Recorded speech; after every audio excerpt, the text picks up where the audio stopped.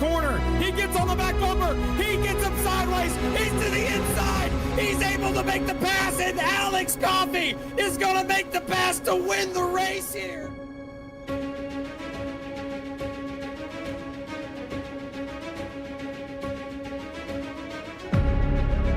It's going to be Brandon Pikey. Shane Wyatt getting redemption for last week at Daytona.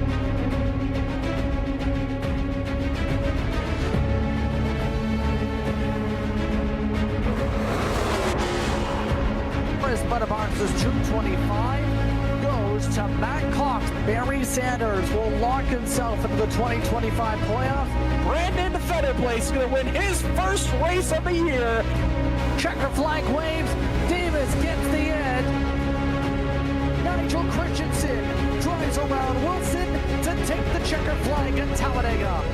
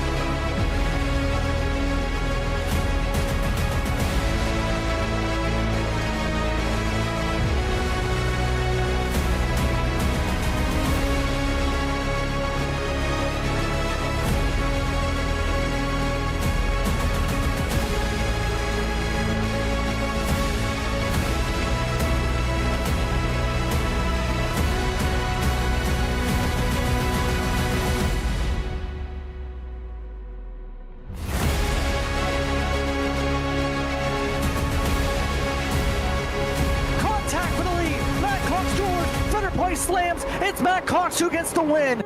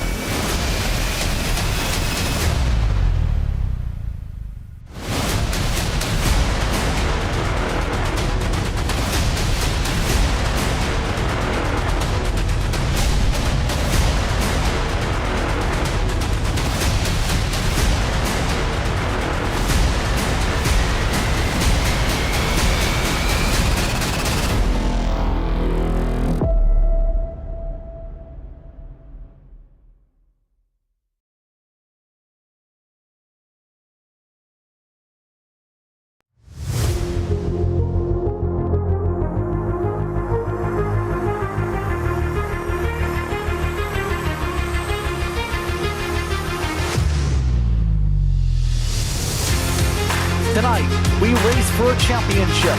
Tonight, we count down the green as the field gets set to go for what should be a busy night here at Phoenix Raceway.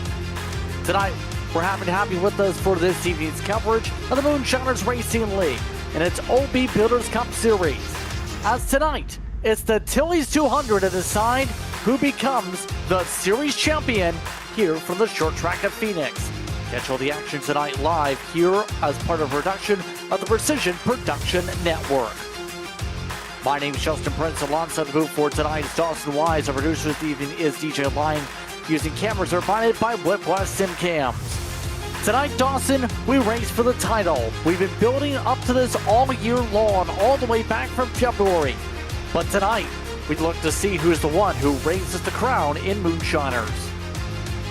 Yeah, already got chills, obviously, watching the little bit of pre-race that we had there, kind of seeing the lead up to this. And this format, this playoff type format, is so unique because it gives you essentially what is in most sports a game 7. And It comes down to who's the best on one night, where, you know, again, other forms of motorsports, they don't give this opportunity.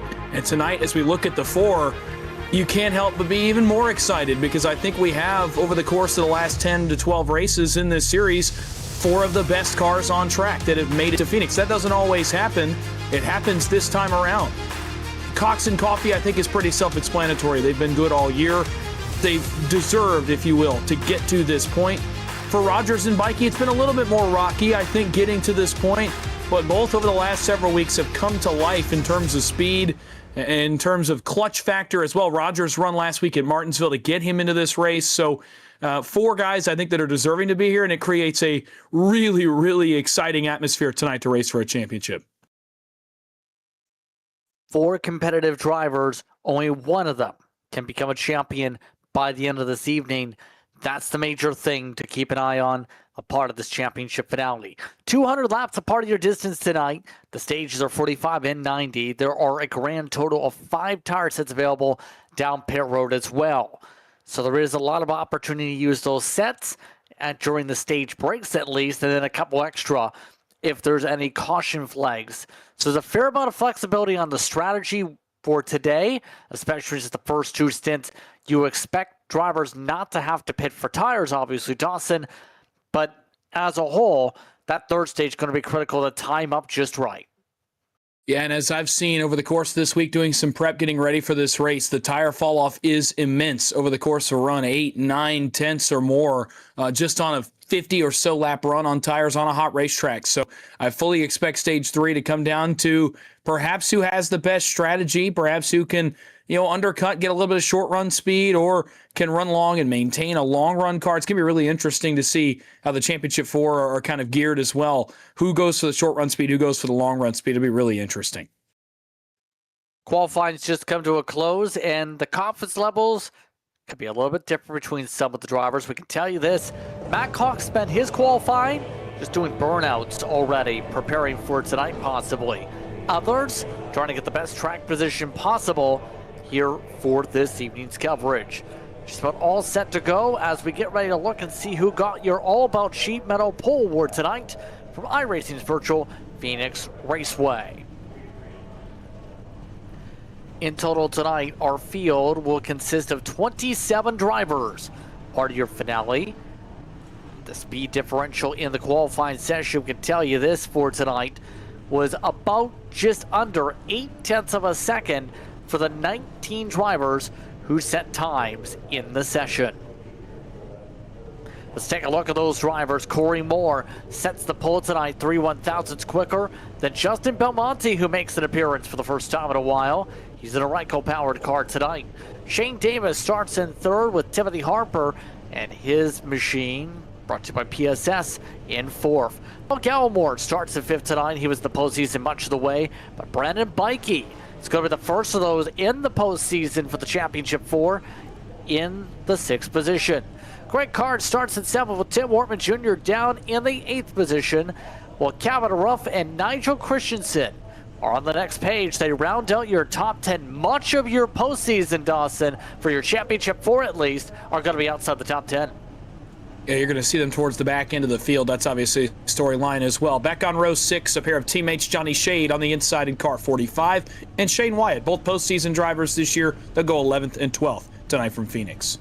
Brandon Fetterplace will start from 13th. Again, another long run in the postseason for car 34. He'll go from 13th position tonight. It'll be Jose Medina starting to the outside of him in 14th on row 7.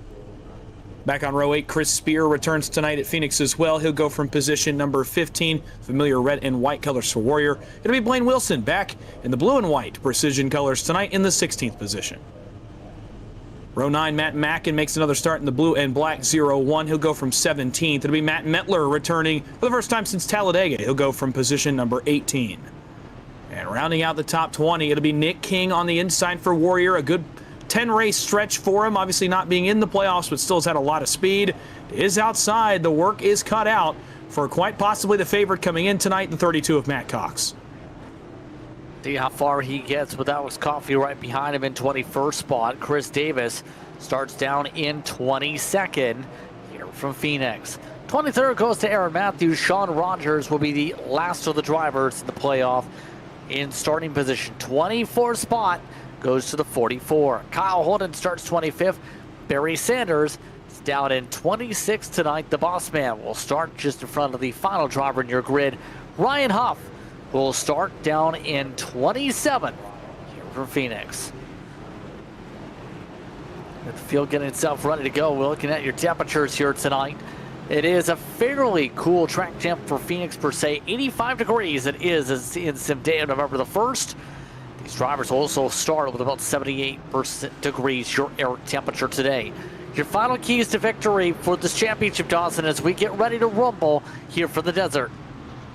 You've got to keep the mind quiet, and what I mean by that is for the championship cars, you can't get too flustered early in this race. You can't let a circumstance kind of jumble up your strategy, mess with your plans. You've got to stay on track. You've got to stay calm. That's number one. Number two is race the racetrack. This place is tough. It's tough to pass in this car. That's going to be key number two. And key number three, get the strategy right in stage 3. We saw it come into play on Sunday. Got to believe we'll see it again tonight. We're happy to have you with us for tonight's season finale. As we battle for a championship. 2 of your championship 4 drivers are starting Phoenix on pit road. Coffee and Rogers missed the start. Simrat Market start zone. Green flag is out. We're underway to race for a championship.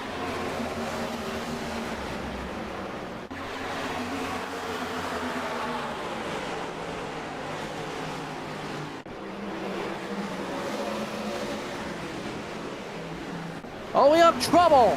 Mackin going around to the heart of the field. Caution flag is out. The 0-1 spins. And one of the drivers with the Conti setup underneath them also brings Kyle Holden on the spin. And just like that, the drivers who would have started nearby them in the playoff hunt, Alex Coffey and Sean Rogers, get the caution they were expecting. And the field rebundles here. Yeah, obviously with a stage break coming up at lap 45, those drivers would have been back at the field anyway, but now an opportunity to get up front early.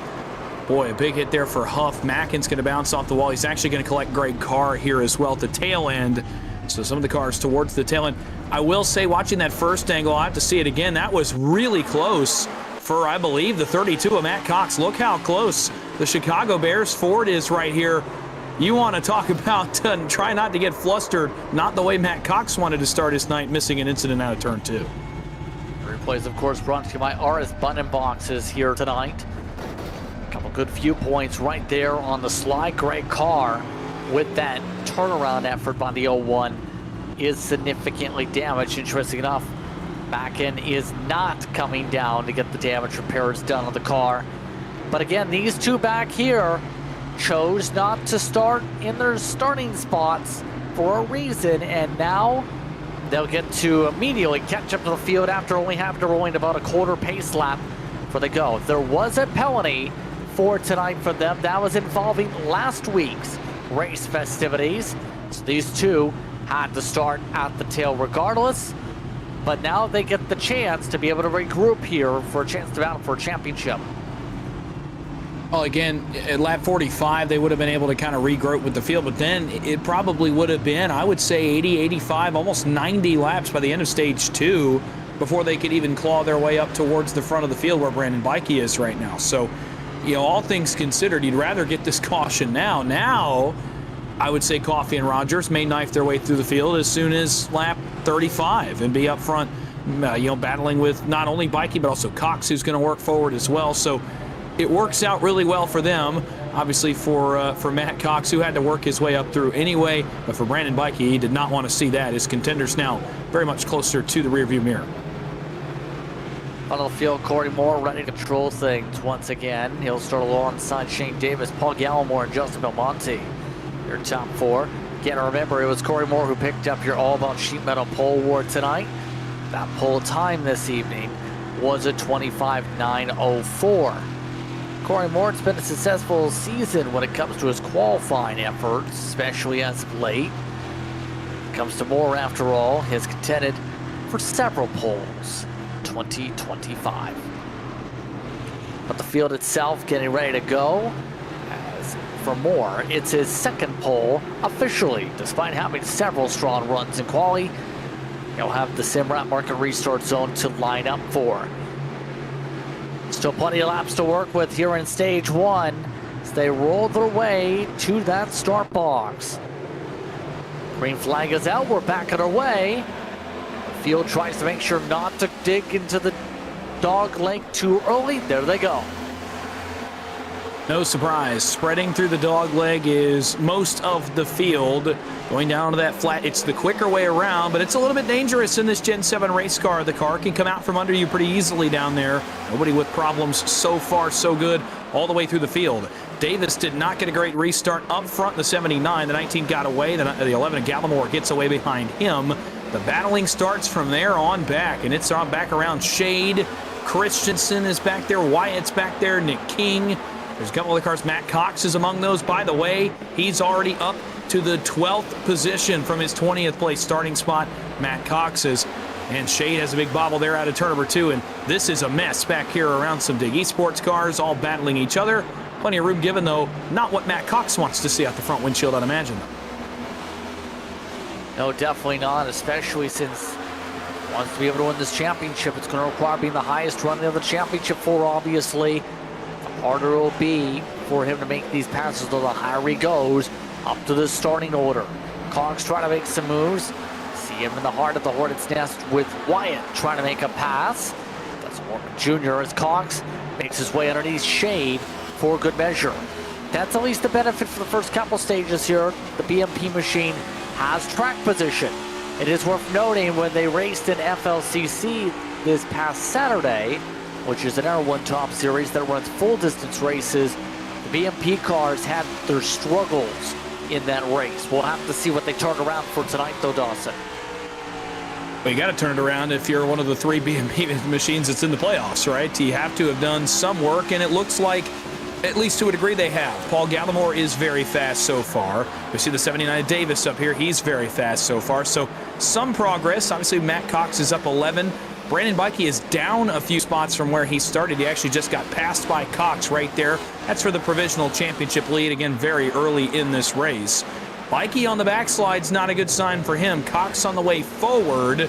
So we'll have to see if what those cars brought. Interested to see as we go where the Coffey and Rogers machines end up. For reference, Coffey 14th, Rogers 18th early in the stages. Coffey up several positions from where he started off pit road. Almost 15 spots already gained for car 54. Great start for him, absolutely, with the pickup.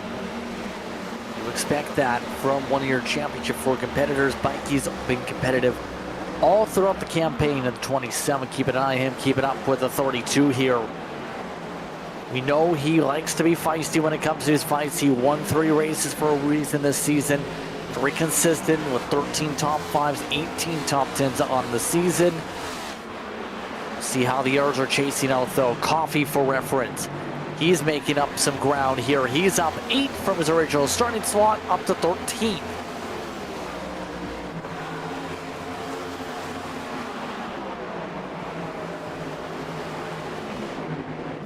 And of course, Coffey, the fan favorite here tonight for the racing action, to say the very least.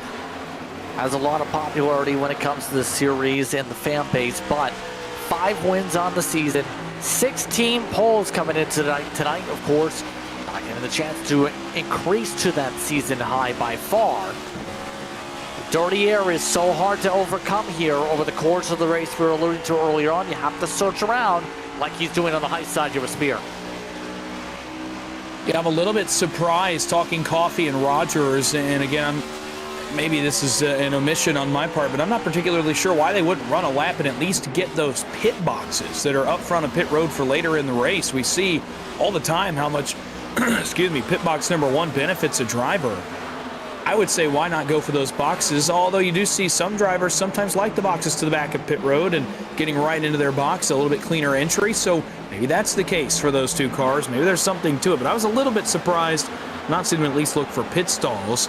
As we again see Coffey working on Spear, but this track is so tough to pass, working the bottom of turns 3 and 4, and that 54 car is turning really well here mid-run for Alex Coffey. He gets right underneath Spear. He's up to 12th, 2 spots behind Bikey, 4 spots behind Cox. Rogers is up to 16th on a similar pace right now. We may have all 4 of our Championship 4 cars together here in pretty short order. As meanwhile, everyone, for the most part, is singled out. We get a look at Rogers there. Just for reference, up front, Gallimore putting the pressure on Moore. Shane Davis is as well. So the battle for the lead is underway as we watch the Championship 4 battle each other. Remember, those last two curling or championship holders were not allowed to qualify for penalties, to remind everyone. But for Gallimore, tries to provide some pressure here. Up for the race lead amongst the BMP wave that's trying to keep up here at the point. Gallimore had speed coming into the postseason rounds, though Munstall's 8th in the running order coming into tonight. 7 top 5s, 13 top 10s, and plenty of incidents for his BMP machine. 319 incident points coming in. That puts him amongst the top 12 series coming into tonight. Some of the others, like Matt Cox, though, continuing to pick them off one by one. Cox, a 10-time winner in 2025. There goes Cox on the send on through. Yeah, his car is tuned up really well so far, and I'm not really surprised. It's kind of been the formula for Cox throughout the playoffs. His start towards the back, even sometimes doing some crazy things on his qualifying lap, and coming right out in the race and just driving by a lot of cars in the field and winning races that way. Las Vegas comes to mind. Martinsville comes to mind. A couple other races in the playoffs where he started deep in the field in the 20s, and by the time we hit lap 25, he was inside the top 10 and even close to the lead. So it's kind of been the formula. It's worked. Why change it, I guess, if you're Matt Cox? It's working for him right now. Plus 13 to the 7th position for Matt Cox. Some other big movers, though. Holden plus 11. Nice run for the 88 early in this one. Talked about Coffey. Nick King is plus 9. I talked about his playoffs in terms of not being a playoff car, but still having really good speed. He's had a really good few weeks here in the late stage playoffs. He's plus 9. Shane Wyatt's plus 6. So a number of cars on the move, playoffs or not. Some guys have the setups dialed in early. In fact, Holden trying to follow Johnny Shade forward. He's looking for a spot in the back half of the top 10 here soon. That's a possibility with the way things are shaping up here. Shade right now in the 27.3s for reference. In fact, just about the entire field is running almost the exact speed, which obviously will make it difficult unless you can find those small little edges here, those lane differences. Make passes just like Holden did. Holden's one of the drivers finding a little bit speed into the 2s at the moment, after all, with this line. And that's the tough thing about Phoenix. The longer the run goes, the harder it gets. Majority of the field, as we said, going to be following up those 9/10 over the course of our long runs here tonight. It's going to be hard to find those small edges here as these tires burn away. Yeah, it's interesting. I saw over the course of the last few days some experimentation, especially over here in turns 1 and 2 where the leaders are headed right now, with running up by the wall. And look who's doing it, and this is the car I was actually going to point out. Timothy Harper in the 42's gone way up to the safer barrier in turns 1 and 2. And what that allows him to do is drive that car straight down the backstretch, arc the corner, drive hard, get on the gas a little earlier as well, and drive straight down the backstretch. And it paid off in a big enough way that he's able to not only get alongside Paul Gallimore, he may very well complete the pass right here. Harper's car, as the run goes on, has gotten faster and faster compared to the guys in front of him. He makes the pass for second. It'll be close here on the back straightaway. They'll stay side by side. But Harper's car's come to life. Another guy's car that's come to life. About +4 over the last 15 laps for Kevin Ruff inside the top 5 and pressuring Shane Davis for the 4th position right behind these guys. And we've seen Kevin Ruff all throughout this postseason, not as a playoff driver, mind you, just perform his way as the best of the rest so far. He is in a tight battle, interesting enough, though, for that best of the rest award, Dawson, because Aaron Matthews, with some of his performances as of late, closed up that gap to 8 to the 14. So it's not easier said than done for Ruff to secure himself this best of the rest award for Warrior Racing. He's going to have to perform pretty well if he's just going to make sure he secures 17th place, the first out of the postseason. Well, so far, so good. He runs up in 5th and is moving forward here in the field, pressuring Davis obviously for 4th. Although, look in the mirror, he's got Matt Cox bearing down on him the first of the championship four. For reference, that best of the rest, Matthews is running 23rd right now, with Ruff running up in the 5th position. So far, so good. For entry number 14, we'll see how the race pans out from a long way to go. But again, so far, so good. And don't look now. Here comes Matt Cox looking to work into the top 5 for the first time in this race. Next closest playoff car is Bikey, who's actually kind of started to surge back towards the front just a little bit. He's about to take a look on Shane Wyatt for 7th. Right behind them is Alex Coffey in 9th. Not far behind them is Rogers in 13th. Our championship 4 finding each other in the early stages here late in stage 1. We were expecting that by at least some point. It's just a matter of when, obviously, that would start converging as the best talent. Mikey trying to make his way around Wyatt for good measure here. This would be the lead of Pack 2. And Mikey gets the advantage, although Matt Cox still has the advantage in the championship by just a couple seconds up the road, with them approaching about 16 laps to go in the stage's upcoming time by.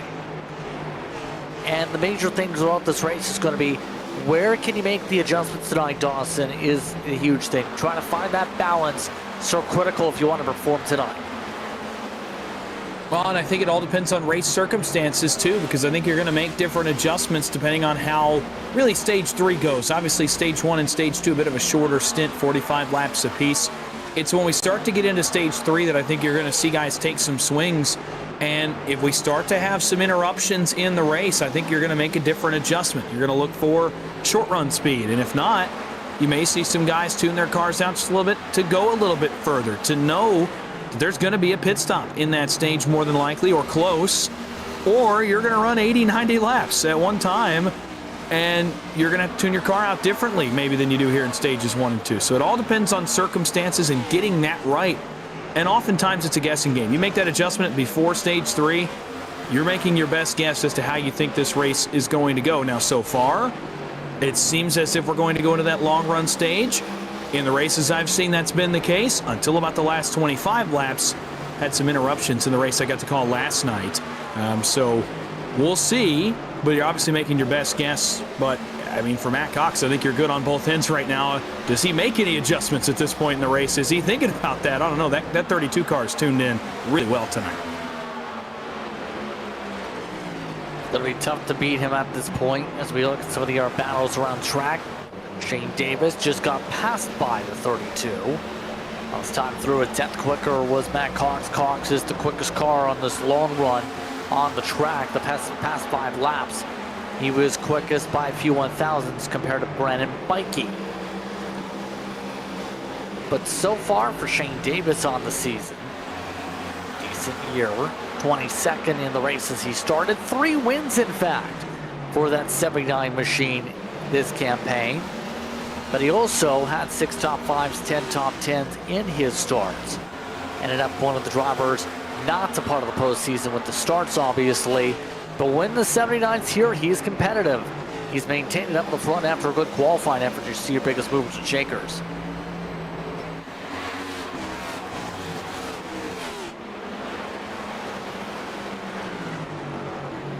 And he's already telling the drivers on the radio, like Kevin Ruff, go ahead, take it. It looks like he feels there is fall off hitting that 79 at the wrong time here as the 14 makes the pass, Dawson.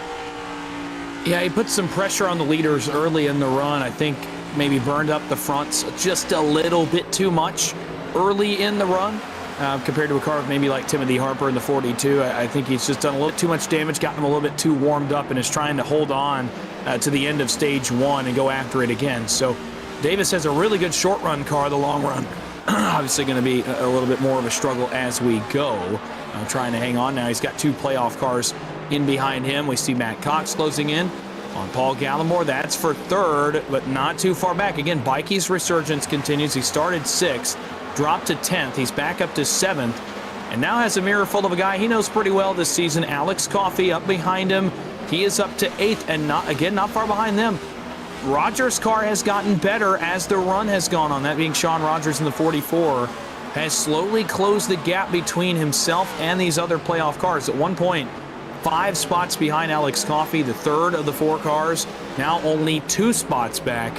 and running some of the best lap times of the 4 right now is Sean Rogers. So doing something right, getting back to these other championship cars. He's inside the top 10 here late in the stage as Mikey is looking to hold off Coffee. Here's the battle. Rogers and Wyatt. This is for 9th. This will put Rogers in the rearview mirror of 2 of the championship 4 as they all come together here with just under 10 laps to go in stage 1.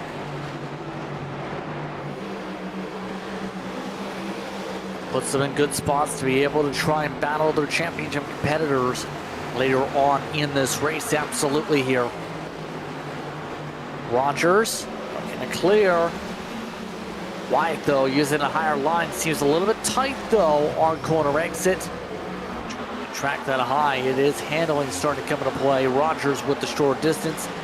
Able to get the edge for center speed right now in his BMP car. Matt Cox up to 3rd on track, continuing to knock him off one by one. Obviously a threat to take the race lead when we get through to stage 2 here at this point. At this mark, you have to figure out a way to out-strategize that 32 machine. That machine is just an absolute rocket ship tonight. In terms of the balance, in terms of the performance, a part of that organization right now. Cox is just rolling through the field. And again, I think it's going to come on tire fall off. For example, earlier in the race, the best laps of the night run by some of these guys up front. The leader, Corey Moore's best lap was a 26:13 early in the race on the first full lap. He just ran a 27:83, 1.6 seconds of tire fall off just on this opening run. That's not even the longest green flag run we'll likely have tonight, considering stage 3, 110 laps in length. So 1.5, 1.6, 1.7 seconds for some guys of fall off going in here just in stage 1. That's where you out-strategize a guy like Matt Cox. We see a pass here. Coffee gets by Bikey. That's a championship pass. Coffee moves to 2nd of those championship cars up to the 6th position. As Bikey takes another shot on the inside. I don't think it will work with the tires coming into play. Coffee will start to look forward. Car 54 moves to 6th position, trying to chase down Matt Cox, but back down, strategizing him. That's where tire fall off comes into play. And throughout the week, the undercut has been the strategy to get out front, put a gap between you and another car. Pitting 5 laps early can mean 6, 7, 8, 9 seconds of difference between you and the next car just because of how much faster you can go on 4 fresh tires. Coming up to 2 laps to go in the stage, by the way. Right now, Corey Moore well in hand, in control of this race so far, but that's likely going to change in the next stage. Moore's led them all so far. Kind of showcases his ability tonight to maintain speed. He has kept Timothy Harper at bay the past 10 laps, though. Moore's been doing a really good job tonight in terms of his raw speed. I think this is the speed we've seen throughout the playoffs for Corey Moore. We'd really kind of honed in on in the round of 12 when he was running well at the Charlotte Roval, won a pair of stages at the Charlotte Roval, ran well a couple different times in that round of 12, but we started to say, man, the speed has come to life aboard that 19 machine here later in the playoffs, and obviously showing it tonight. Not being in the championship 4, but carrying the banner right now for Dig eSports, and again, has led all 45 to this point. Their cars 1 and 2 as they run right now on the racetrack. So for Corey Moore, gotta be a good feeling having this kind of speed, especially considering the championship guys that are running behind him right now. It's gotta feel pretty good for him to be able to go out and potentially end the season on this big a note. Caution flag is out for the stage. That's the end of stage number 1. It's Corey Moore who takes the stage. Timothy Harper, Matt Cox, Paul Gallimore, Calvin Ruff in the top 5. Coffee, Bikey, Shane Davis, Rogers, and Holden are amongst your top 10 in stage number 1. So it's our first stage caution of the night. It's our second total yellow flag. Step aside. When we come back, more coverage. You're watching tonight's production from the Precision Production Network. It's the Tilley's 200 here from Phoenix.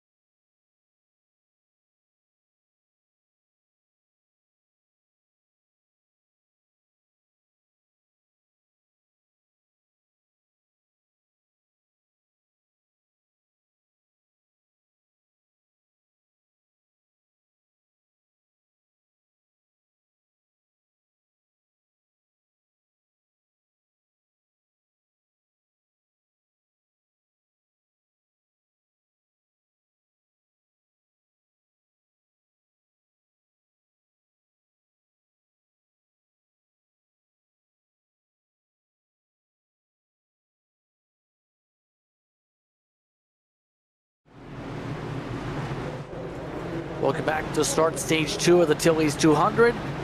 North covers the Moonshiners Racing League and its OB Builders Cup Series gets ready to go here from Phoenix. Justin Burns alongside Dawson Wise as we continue on with tonight's coverage with Matt Cox up in the front of the field, Corey Moore at second, then you have Harper, Coffey, Gallimore amongst the top 5. So far we've showcased the speed of Moore leading on the laps, but now Cox, he's here. He's been the quickest car in the traffic, Dawson. Now he gets a chance to try and control things here. The Air Championship rivals, Coffey in 4th, Rogers in 9th, Bikey in 6th for the restart.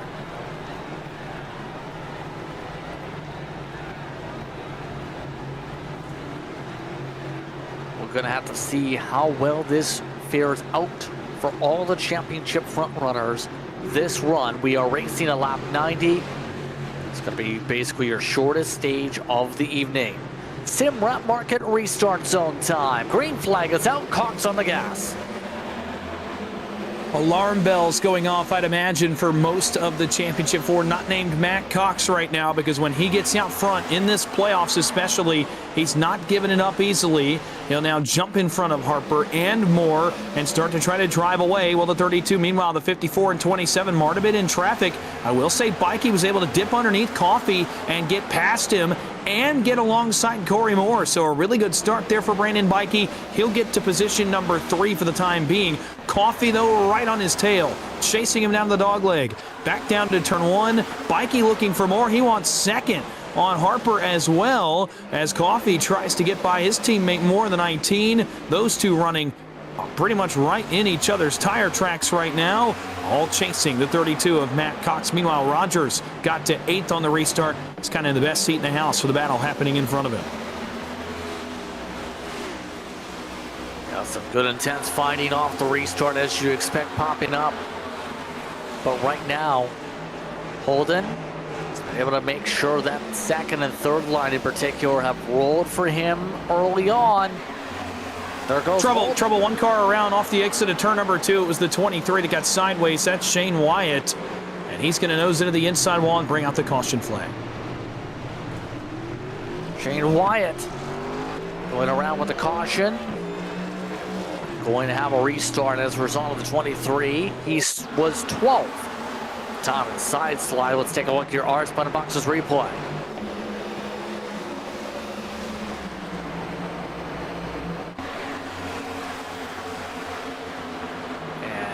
Not too much damage. There doesn't look like any damage from that contact there. Lucky for him here, Dawson. But that was a simple spin on his own. Yeah, this is kind of how this end of the racetrack can be. This exit is really tough, especially in this Gen 7 race car. It's tough to catch a slide as it is, but a flat, wide exit like turn 2 at Phoenix.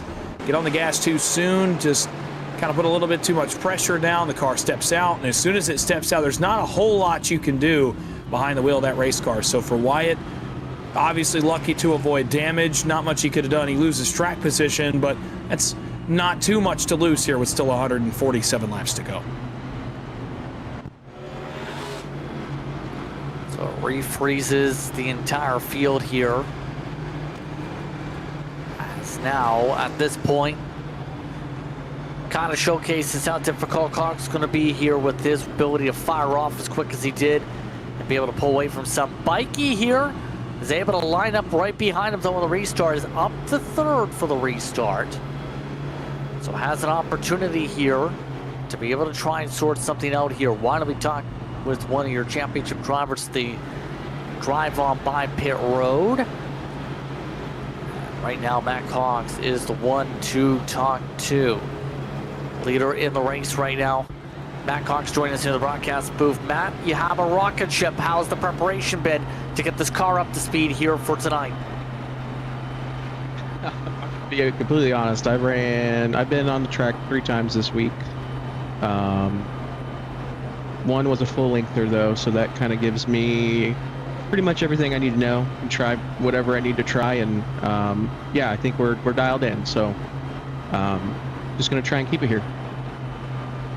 Real quickly here, what's the pressure going to be like knowing you have to battle 3 of your teammates for a championship? I really can't focus on any of that. I just kind of got to run my race and let the pieces fall where they fall. Just going to do whatever I can to stay out front, really. Once you get back to your team, good luck. Appreciate you.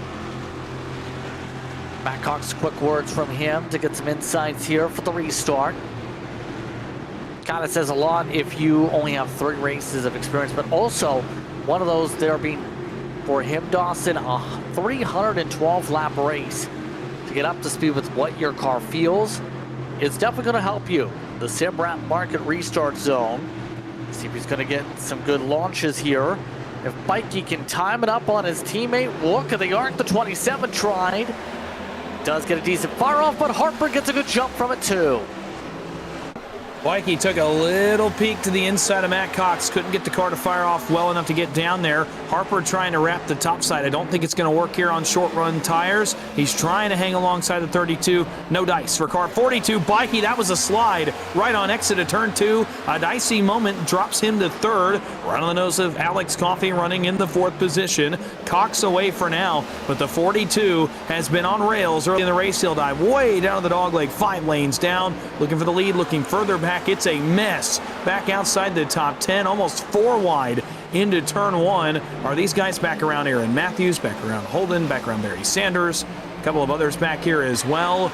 This is a complete mess, almost even more of a mess there as contact between Sanders and Matthews almost leads to disaster. Good and bad, but they all hold on for now as they try and sort themselves out here. Spiramonso's up the middle. Remember, the lower you go in the dog leg, the more you risk potential of bottoming out depending on your setup. So some of the drivers have to be a little bit careful down here tonight. But for now, the field single filing out. Right now, Coffey right behind Mikey, 3rd in the championship so far for the 54. Looks to try and find a little bit of an edge here as the fire-off seems to be going the way of Cox and Mikey here. As Harper, he's got great fire-off too. He wants to try and steal a race win away. He's trying to get the race lead as hard as he can. Yeah, tell you what, the long run speed impressed me the most in stage 1, but it's the short run fire-off that's been really good here for Harper in stage 2. He's been able to hang right with Matt Cox in the 32, and he even put some pressure on him a couple times. I think he went for a move down into turn 1 last time around the racetrack. Did not get it. Caution flag on the speedway, though, on lap 60. Shade, Medina, Christensen all involved. Also collected as everyone has some moments there. Wyatt drove through it. Christensen taking some hard hits. Medina. Alonso's looped in. CBR's Butterbox replay. It all started in front of where Christensen is here, but it gets worse around Christensen. Right there, they stack up off the corner. Christensen gets hit by the 7, brings Medina with him. Yeah, unfortunately, not a lot of places to go there as there were cars on the outside, cars on the inside. You couldn't really get all the way to the wall on the dog leg where there's a lot of space. There wasn't really an opportunity. You see here off Medina and Christensen, there's just not a lot of space to go there. They had to both kind of pick the same lane, and they both come together in the same piece of real estate. A few cars involved, so a tough break there as they all got together right at the start-finish line. Man, Shane Wyatt, that's about as close as it gets. A few inches separating him from his second incident of the night as well.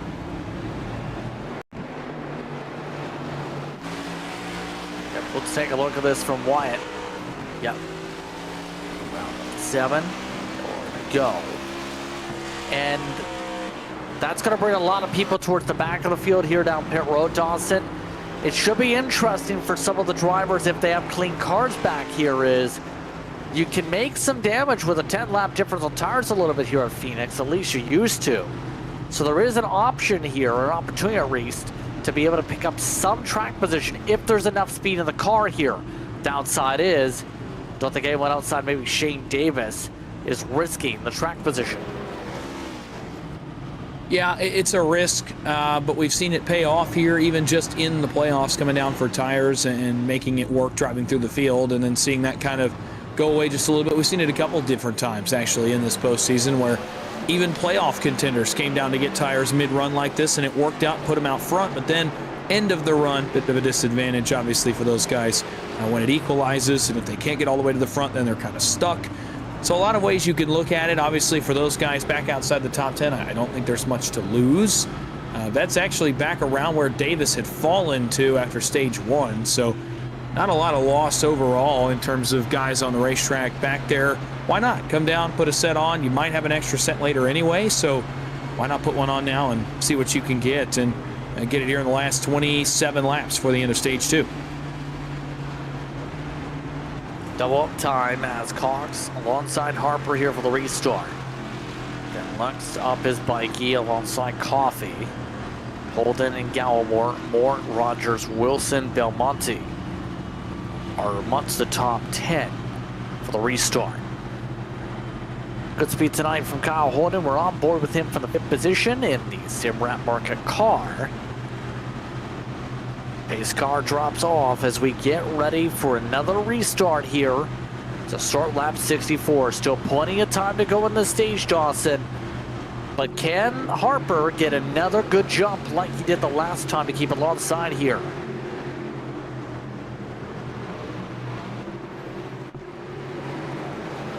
They come up to the zone. Green flag is out. The answer is not as good. Bikey has a chance to take away second as they go to the dog leg. Harper with a chance to squeeze back as already some troubles. One driver draws way to the back. Paul Gallimore had issues. We stay green. Yeah, looking back here around Sean Rogers in car 44. He's dropped outside the top 10 to 12th. Further in front of him, 3 wide, big move to the inside from Davis. One of the first on those new tires. Can't make it stick on the entrance to turn 3, though, as he's inside of Brandon Fetter place up front. Here's Bikey to the inside of Harper. This is for position number 2. An important pass for the 27 if he can make it. With Coffee watching on, Kyle Holden is up to 5th. We talked about that on the restart as well. He's now starting to beat on the back bumper of Alex Coffee just a little bit. As the couple of championship cars up here trying to get to Matt Cox. Coffee, big move on the outside, drove it deep into turn 3. Can he make it stick here on the front stretch? They'll go side by side for 3rd now. Coffee against Bikey. That's for 2nd in the championship, 3rd on the racetrack. And Coffee may just make it stick here. One of the first to do it in the short run, at least up in that 2nd lane. A big move right there for Alex Coffee. Nicely done to be able to get himself 2nd in the championship on track now. But still has 25 laps to see if he can try to find a way to get up to that 32 machine. That Toyota Camry seems to have some good pickup here to peel away some of these spots right now. You see him trying to use the double apex a little bit, get some arc out of turn 2. So far, it's been the difficult thing for him on making sure he gets around these cars as quick as possible. He is the quickest car on track, Dawson, though he is pushing hard to have an opportunity to get around this 32 soon. Not particularly surprised, I don't think, as here's a move to the outside. Harper trying to get to the right rear of Cox. That's for the lead. Can't quite do it. Cox moved up just enough, I think, to fend off the advance of Harper, keep him off of the right rear quarter panel. Of course, the most important area of this Gen 7 race car in terms of side force is that right rear quarter panel. Harper was about 6 inches from maybe having a shot at Cox there off turn 2 for the lead, pinching him down, being able to drive around him on the exit. But not surprising to me that Coffee has found a way to be the fastest car on track. He's got a little more clean air now than he had before as well, so not really surprising. And he puts pressure now on the 42 of Harper. And he can see Matt Cox up there, and you know that's going to change the way he's running a little bit too. When you're running back in 12th, 14th, 16th position, you can't see that guy necessarily. His caution's out on the speedway again. This one involves Shane Davis, who we just talked about. Puts us back under the caution flag. Now we'll see where the field handles things here with us midway through a tire run. Shane Davis had been doing well, picking up some spots. Remember, was one of the drivers who took a set. Well, we got huge hits for Nick King into the corner. Apologies over the radio coming from that organization. Yeah, tough break, unfortunately, and this is kind of one of those situations where I think, you know, maybe Davis backs the corner up a little more than Nick King had anticipated here. You're going to see him get a little bit of help right there. That's what it looks like to me. Davis backed up the corner. King did not get the memo in time, gets to the back of the 79, actually gets him a second time and catapults him up into the safety barrier. That was a huge hit for Davis, and then a big hit with King obviously there as well. King comes to a stop also. Both those cars on pit road with severe damage to them on all 4 corners. So a tough break there, but it's just kind of a miscommunication, a racing incident, if you will, going down into the corner where King didn't quite break as early as Davis did there going into the corner. They were nose to tail. So a few drivers taking a dice roll here and using one of their banker sets right now. Rogers took 2 in that sequence. In fact, actually may have taken less than that. He had a 6-second pit stop as well. Some of the other drivers that came in, Timothy Harper took 4 set tires. Christensen came back down. Wortman Jr. amongst those who peeled down pit road. So a little bit of strategy coming into play here for about a 20-lap run. Rogers was the lowest out of the drivers in the order, so at least trying something different. He took fuel only, can confirm. That's why his pit stop was so short. Interesting call by Rogers to go fuel only, not try to get a tire advantage there. Perhaps planning something at the stage. We'll have to wait and see. Obviously, it's some kind of planning for later in the race to take less fuel, make his pit stop a little shorter perhaps. So he's obviously got a plan. He's thinking ahead. I don't think you'd sacrifice that track position if you didn't have some kind of plan coming up here for the upcoming stage 3 in 20 laps. So it's going to be championship competitors 1 and 2 now with Harper's decision to pit from the front. Matt Cox on the inside, Coffey on the outside. Bikey in the 3rd spot for the championship and for the race. Simrat Market restart zone time. So far, so good has been this racing so far tonight. How will Coffey play this? Through the restart zone we go. Green flag is out. We're back underway. Brandon Bikey got it timed up. Bikey clears, and Brandon Bikey able to take over 2nd. Cox trying the outside though to take it back. This worked for him on the short run, fire off on the last run. Looks like it's going to work for him again. He's trying to get by Brandon Bikey. Close quarters off turn 2. Again, between 2 of the championship contenders. Guys that know each other very well at this point in the season. He runs it again over here in turns 3 and 4. 2nd lane paying serious dividends right now for car 54. Although Matt Cox, this is exactly what you want to see in the mirrors. Those 2 guys focusing more on each other than they are on the back bumper of his Ford Mustang right now as he tries to pull away in the final portion of this 2nd stage. Coffey still unable to clear as a bigger advantage this time. Drives deep into turn 3. Move Alex Coffey to position number 2, and now he chases Matt Cox on lap 75. So Coffey back on the prowl. Let's hold it. Just trying to race for some wins here. One of the Aero cars continuing to make passes here. Bikey has been struggling out the bottom of that corner exit. We'll have that happen again as Rogers still hasn't picked up too many spots here. Still 15th right now. Back having to pass by some of those involved in incidents and has already been passed by Harper.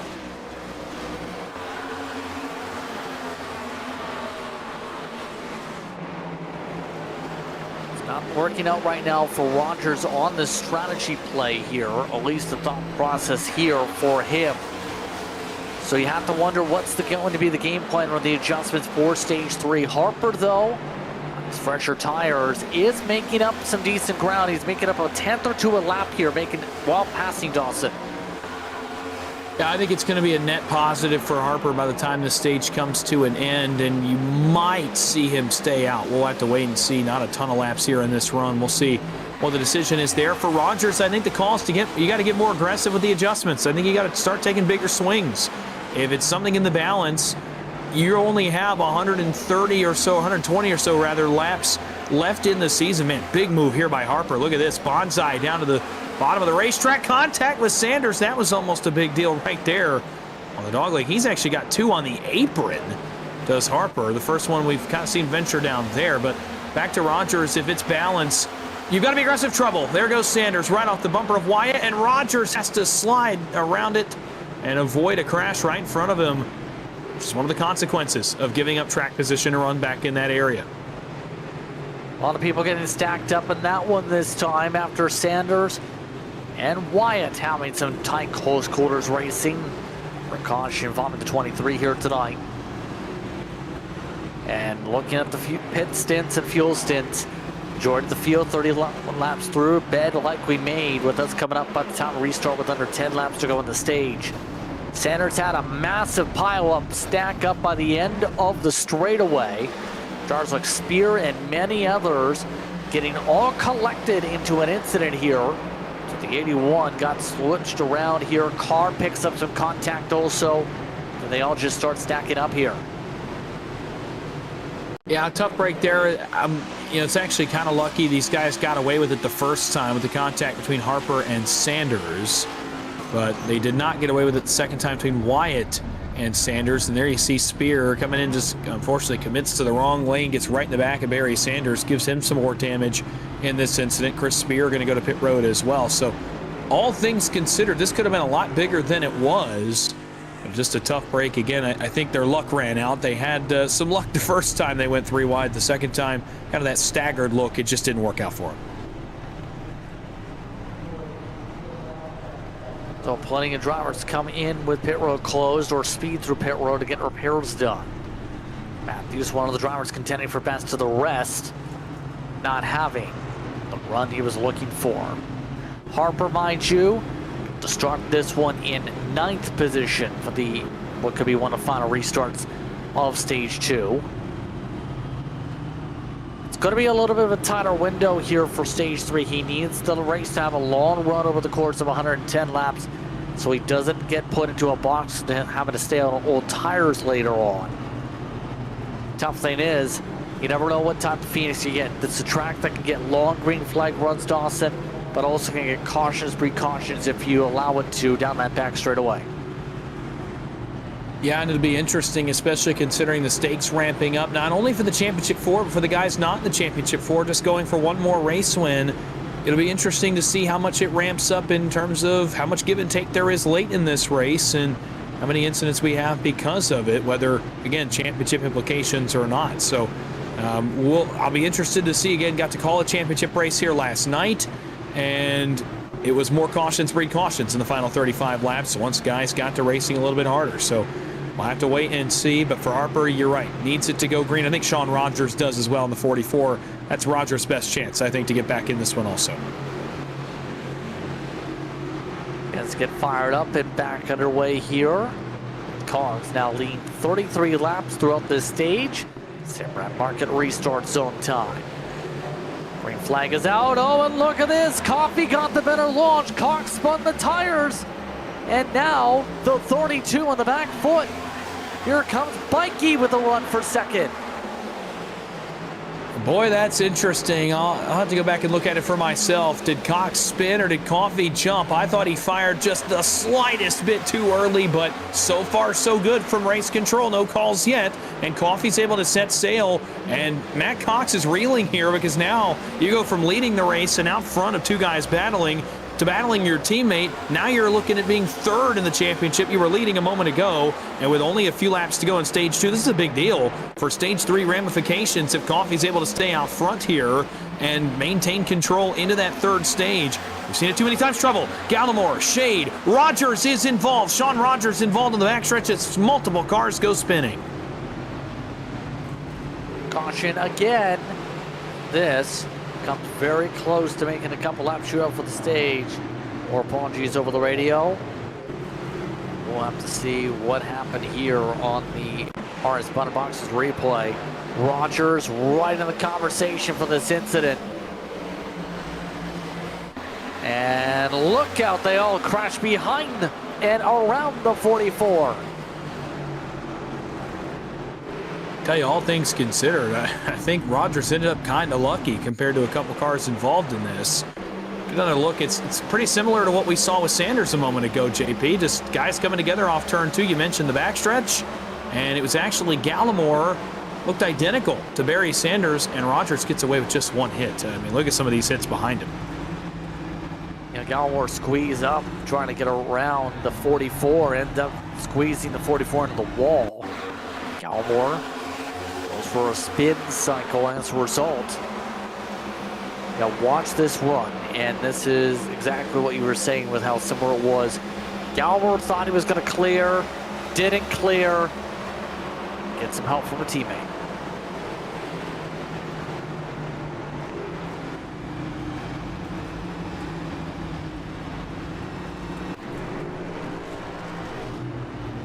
So, cautions, precautions, but this has now been flipped.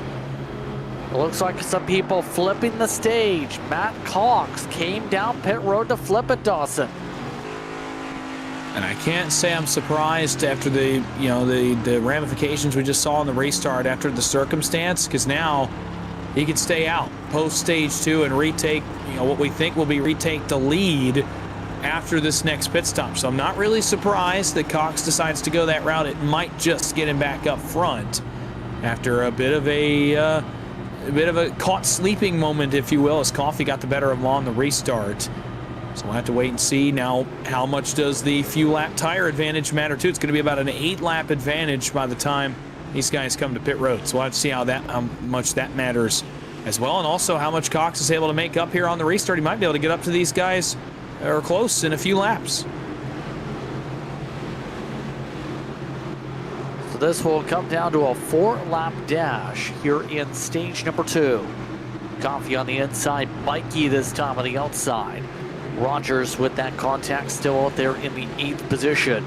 The restart, we'll see Matt Cox back in about 9th, 10th position.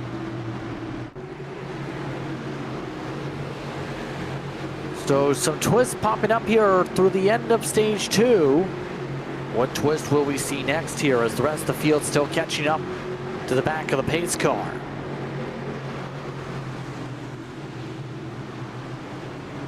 Coffee ready to fire for the Simrat Market restart zone. Takes better place with him. The outside's caught sleeping. Bikey near contact for 2nd. Bikey falls to 3rd as Coffee now has a bumper car. The positions these guys get right here in the last 4 laps going to matter a lot for when these guys have to come to pit road here in just a moment. Coffee away with the lead. Bikey trying to look for 2nd on Fetter Place as it's a mess back around the cars we just saw a moment ago get involved in the incident. Timothy Harper's resurgence continues. That's for 4th. He and Ruff as Bikey looks for 2nd. Trouble. Around goes Belmonte. Right in front of a couple cars in the dogleg. We stay green with 3 to go. He saves it somehow, but guys go scrambling as the 60 got around. Got a little bit chaotic, but Bikey holds now to 2nd spot while that's happening. Who's already up in the top 5. Bit fresher tires. The 42 of Harper making some inroads. He's got Cabin Ruff coming with him. Ruff trying to maintain the outside line. Be able to get the pole around Fetter Place as we come up to 1 to go in the stage. Yeah, battle there. That's getting really heated for 4th as Fetter Place drives forward to the 3rd position. The scramble with Belmonte created a bit of a gap back to the next few cars as these guys continue to just wrestle each other for this 3rd position up here. Matt Cox got to 8th in that scramble, by the way, and is looking for a couple more before the end of the stage. And Sean Rogers is on his back bumper. So, interestingly enough, those guys have decided to flip. Have all the way made it back up inside the top 8 on the racetrack. Battle for the stage going on between Harper and Ruff for 4th as Coffee drives away. Going around to end stage 2, Alex Coffee pulls himself forward. After a great restart a couple cautions ago, it's Coffee who takes the stage over Bikey. Harper, Fetter Place, Ruff the top 5. Wyatt Davis, Cox to 8th. Rogers drops to 9th. Kyle Holden rounds out your top 10 in stage number 2. So 2 stages complete here from Phoenix Raceway. The Tilley's 200 continues to stage 3 after this.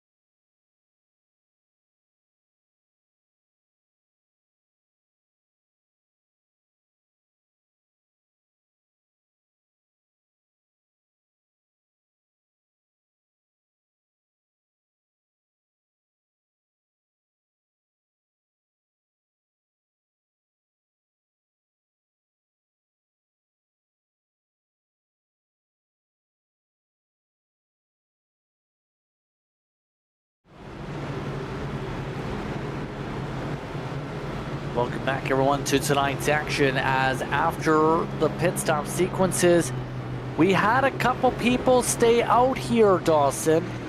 22 laps into the run. Remember, Timothy Harper burned a set before. He's taking a gamble here. He's staying out with Chris Davis. Then those who flip the stage, like Matt Cox, going to be starting up front amongst the drivers for the championship. I'm surprised, but also not here about, especially Harper staying out. I'm surprised. Obviously, you want to have the tire equalization with the guys behind you, especially knowing how fast Matt Cox has been in this race. The part of me that's not surprised is because of how good Timothy Harper's car has been on long runs, and eventually these tires are going to equalize if this race gets into a long run. And Harper has had what I think is the best long run car in the field so far tonight. Surprised in terms of wanting a 22-lap disadvantage on the short run? Not surprised, because that car is really good on the long run. Cox, by the way, starting third. Coffee, Bikey, 9th and 10th. Rogers behind them in 13th. Some work to be done for the other three to catch Matt Cox. So we get ready for the restart here.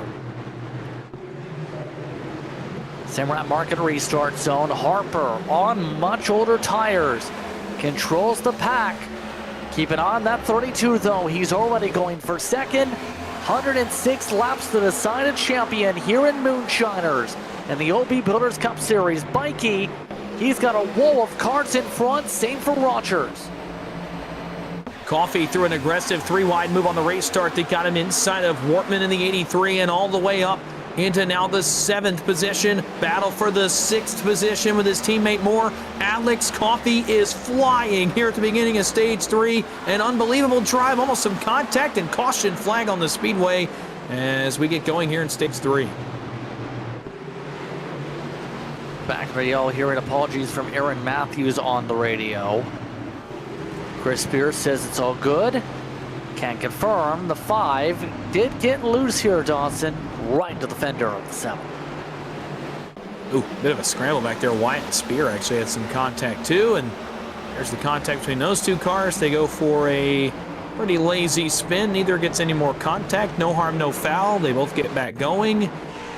And just a bit of kind of guys going for the same real estate. Spears' corner got slowed up big time by Wyatt. And they just came together and kind of came to a stop. You see Spears going to wrap it back around, and pretty simple there. Both guys drive away, no damage on either car, and we continue on.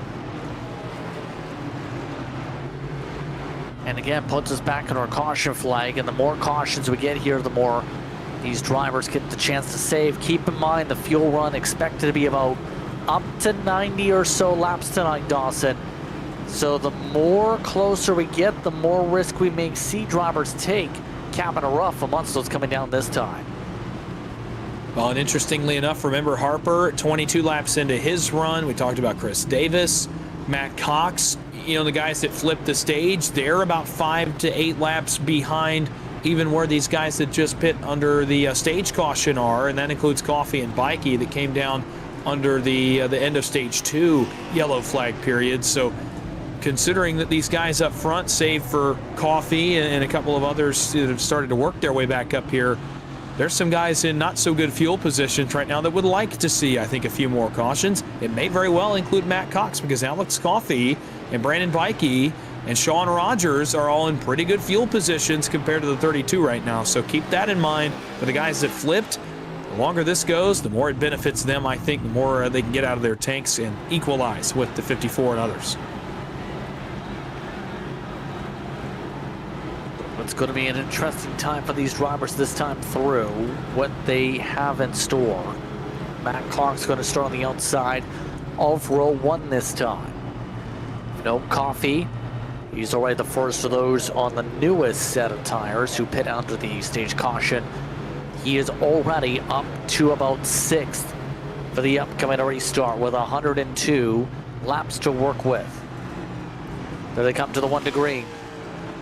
So now here's the question. What do you do if you're the drivers to the back foot here like Coffee that need to pick up some spots, or better yet like Bikey, who's down at 11th? I mean, for Coffee, I think the goal is exactly what it was on the last restart. Get a good start, get a few spots, get closer, put some pressure on Matt Cox here, and get closer to him. For Bikey and Rogers, I mean, you kind of have to copy the same playbook. You've got to get on the front foot somehow. You've got to get more aggressive than you've been really to this point in the night. Rogers, this is one of the highest spots he's been in. Bikey, it's one of the lowest spots he's been in the 27. So interested to see what they do. For Coffee, I think it's just mirror exactly what you just did. Coming up through for the restart. Inside for the 42, outside for the 32. Simrat marking restart zone, fire off, and Cox trying to jump it. It didn't work out. It boxes everyone up. Rogers jumped to the outside. Will that get looked at? He's trying to make a move on Tim Foreman Jr. from it. I thought it was actually going to hold up Alex Coffey. It doesn't, and caution flag again, and it might be for Chris Spear again, as we had just gotten back going, and another yellow flag on the speedway, and it is for car number 7.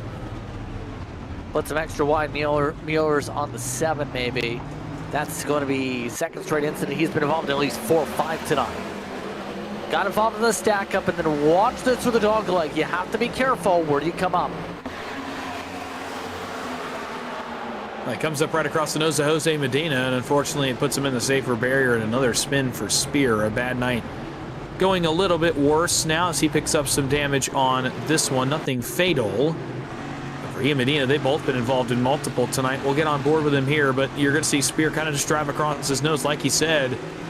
I guess not aware of where the nose of the 48 was when he came up out of the dogleg.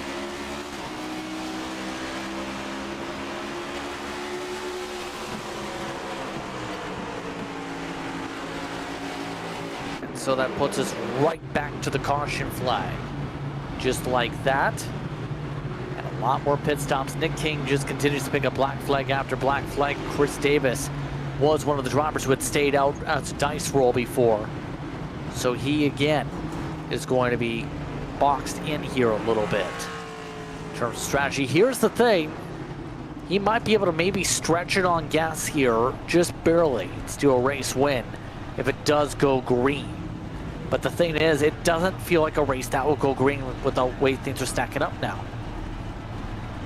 No, it does not. The way this race is going, and the later we get, obviously, the more high stakes these restarts get as well. So I think at this point now you have to start to assume that this race is going to run a lot like we're seeing right now. Run a few laps, caution flag, run maybe 10 or 15 caution flag, and even late in the race we may get less than that. So I think you've got to start thinking, okay, it's going to be a lot of different short bursts. I've got to get my spots quickly on restarts, utilize the dog leg, utilize different lines to kind of get a few spots at once to maybe be able to make up positions. I think that's what you're going to see drivers have to do. And unfortunately, the job now tougher for Bikey and Rogers. They can't set up runs and say, well, I'm going to make 5 passes on this green flag run, and then maybe, if we pit, obviously that's one thing. If we get another caution late, then I've had 80 laps to kind of get spots. You're not going to see that now. The job gets harder when you have to get 3 spots here in about a lap and a half, and maybe a couple over the course of 15 laps. That job, to me, a lot tougher. Winning restarts in this car, and in this series especially, a lot of good talent up here at the front of the field. It's hard to make passes, and now you got to make them quicker than you would under green.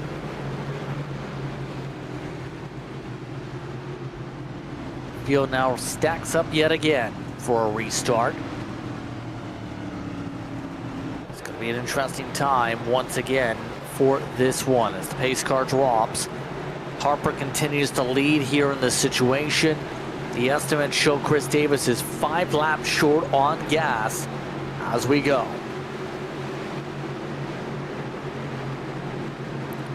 So we have 97 to go up at the stripe.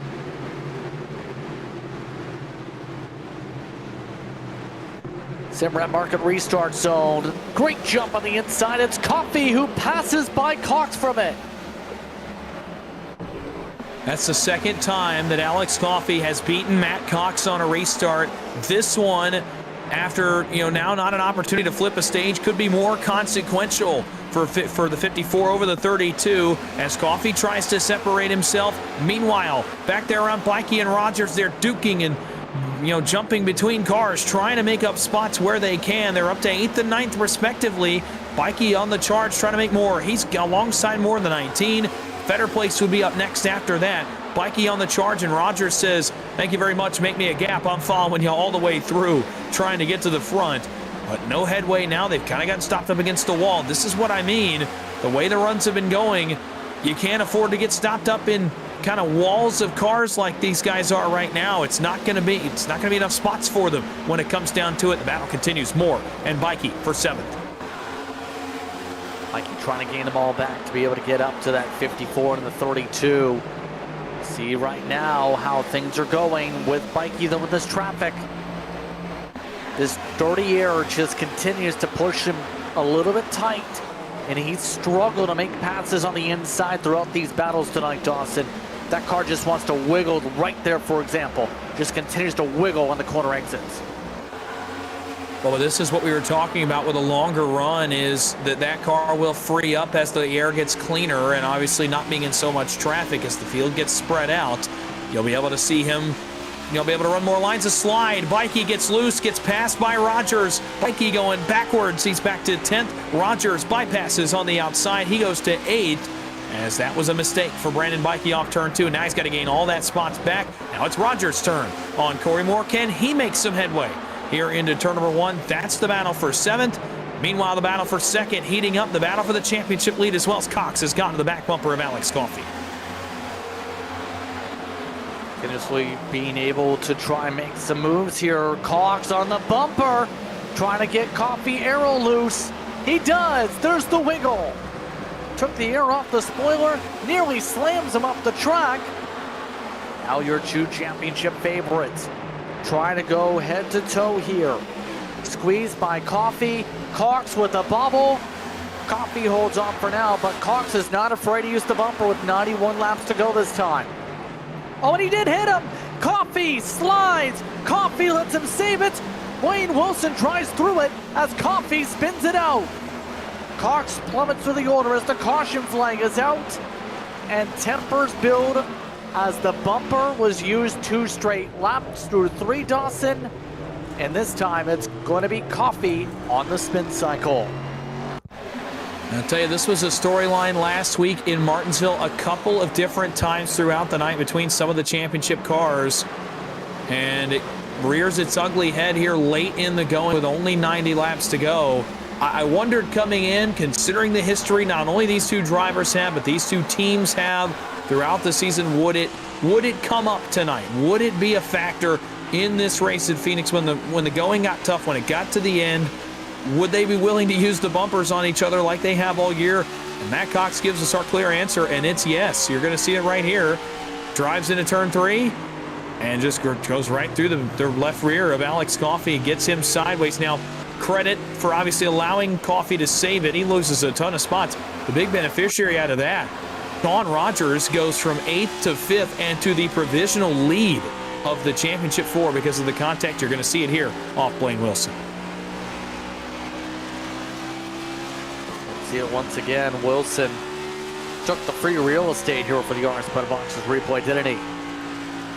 Seeing the opportunity to go through the hole. Doesn't have time to lift. Just misses both the 32 and 54. That could have been terrible.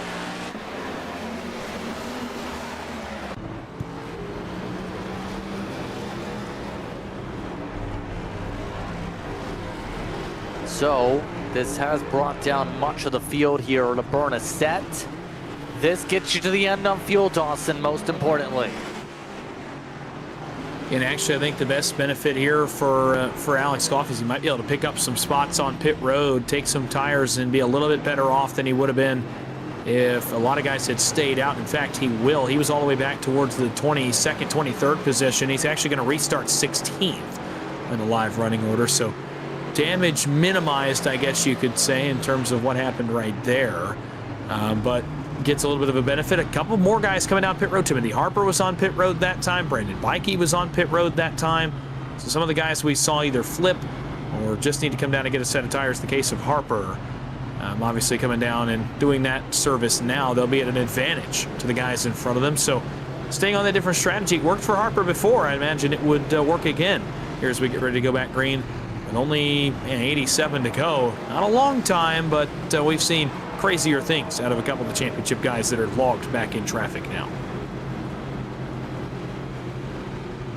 Crazier things have happened. We look to see where things play out this time through. As we get ready for another restart. Sprint's coming up towards what will be an 87 lap run. Wayne Wilson up in front, stayed out with Kyle Holden, Brendan Fetterplay, Sean Rogers trying something different. Corey Moore, Aaron Matthews, Tim Borman Jr. also staying out for the Sim Matt Market restart zone. Green flag is out. Back it away. Great start from the inside. Not so great from Holden on the outside. Now we look to see where things shape up amongst your championship front runners. Keep it on the 44.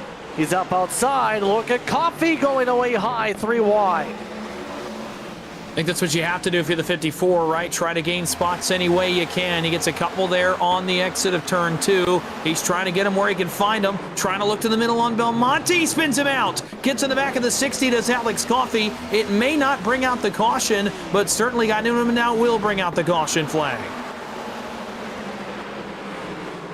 Tempers are flaring on the radio, and we're back under caution. And at this point, you can't let the tempers overflow, Dawson. You can't, even in this situation, you can't just say, okay, I'm faster. At this point, you could have played that a little differently, had a bit of space to the inside. On a lot of laps to go, 285 to go is plenty of time for a car as fast as 54, you would think.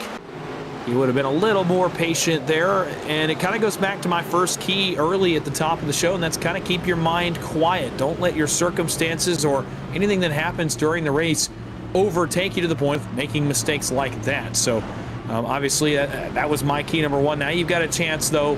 You made a mistake. Obviously the tempers are going to flare, but you can take a breath now and reset. You've still got over 80 laps to go. And it's, again, 14th, not too far out of the realm here of being back in this championship fight, and everybody can reset. Take a quick break. We'll be back after this. Tempers flaring with 84 to go.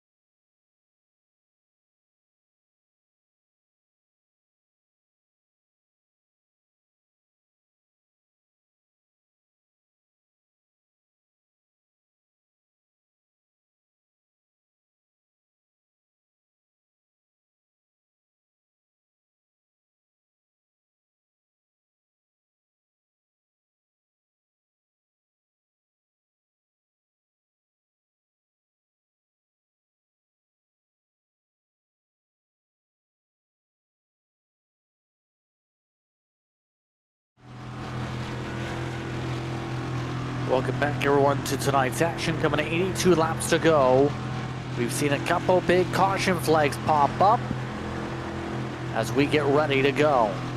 It's still Wayne Wilson in front of under tires, but Matt Cox second in the championship running order. It's Rogers just in front of him, a BMP teammate who's looking to control things in his Chevy. Again, the field, for the most part, except for a couple, can make it on fuel from here. Where do they take the run from here? We're backing away from the Simrat Market restart zone. The rest of the field looks to shape itself up. Keep an eye on Coffee in particular as he tries to charge back up to the field. Mikey Amonso's on the low side, all while Cox remains behind the 44. And Mikey on the bottom, a switch back up front for the lead in the race. Holding to the inside of Wilson as we watch back. Mikey and Coffee trying to work through the field. Mikey up to 9th, Coffee up to the 12th spot, battling for 11th with Wortman. Here's the battle for the lead. Holden on the inside, Wilson on the outside. Behind them, battle for the championship lead, starting to boil just a little bit. Rogers on the outside as Cox takes a look on him for that position. That would be for 4th. Now make it 3rd as Rogers uses Fetter Place almost as a pick on the inside on his teammate Matt Cox. Move Rogers to 3rd. Cox trying to look for 4th. It's scrambling all over. Look at how low Matt Cox goes on the dog leg as Holden steals the lead away from Wilson up front.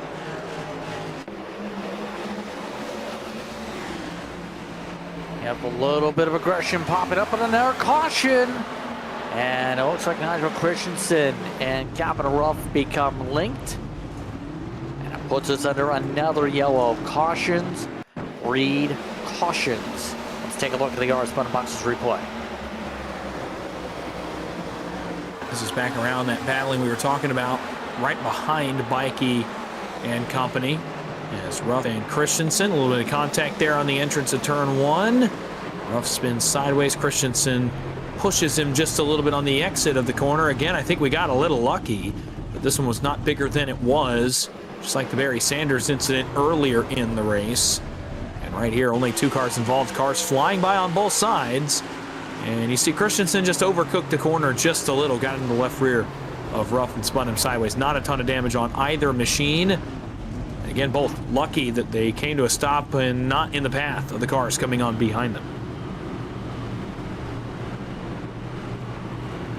So another caution flag in what's turning into a caution fiesta.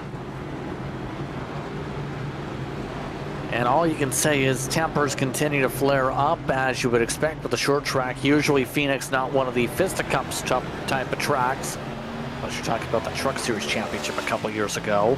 But there is a wave around this time through. It's able to get the lucky dog. As a result of this caution flag, Barry Sanders, who is several laps down, will get one of the laps back. But the more cautious we get here, the harder it's going to be to make some of the moves, and the more this justifies staying out to save a set here, Dawson, for some of these drivers. I was going to say the guys that have not taken that extra set yet are obviously being being justified in their decisions, and we saw it earlier with Timothy Harper staying out. It kind of paid off for him for a little bit. We're seeing it pay off for a couple of the guys here at the front. Holden Wilson being 2 of those cars that battle for the lead. So as the race gets shorter and shorter, the older tires, again, they'll equalize as guys burn their stuff on these short bursts, short little runs we're having. Those guys being like Rogers, Cox, Coffee, Bikey, our championship 4, Corey Moore was another one of those cars. The cars that pit are going to continue to burn their tires up on these short runs, trying to make up spots, and the guys up front can cruise a little bit on the restart, if you will, and it's going to equalize eventually. They'll be a lot more justified. Curious to see what Alex Coffey does here. Made up a couple more spots that time, 14th to 11th. He's closing on this battle. So is Bikey. He's up to 7th as the championship 2 up front, run 3 and 4. These guys are coming together again. 27 and 54, who I've got my eyes on here.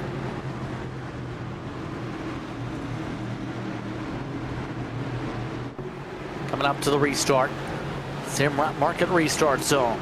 Kyle Holden in control still. He's got back and forth a little bit here with Blaine Wilson.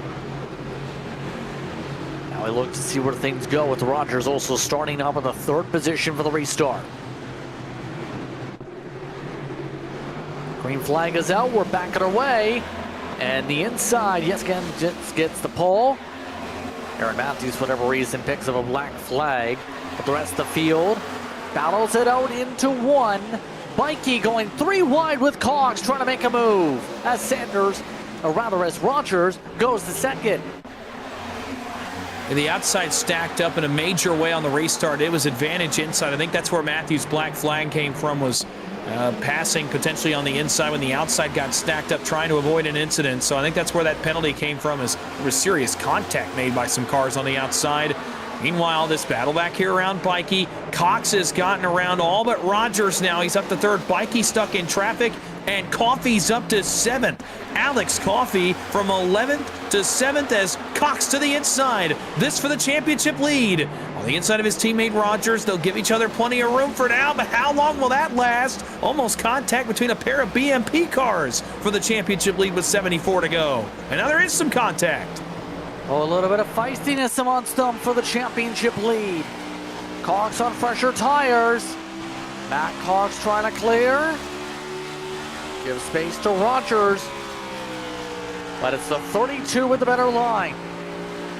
Matt Cox able to take his way up to the lead. Rogers trying to cross him up instead. It's going to be Cox holding on.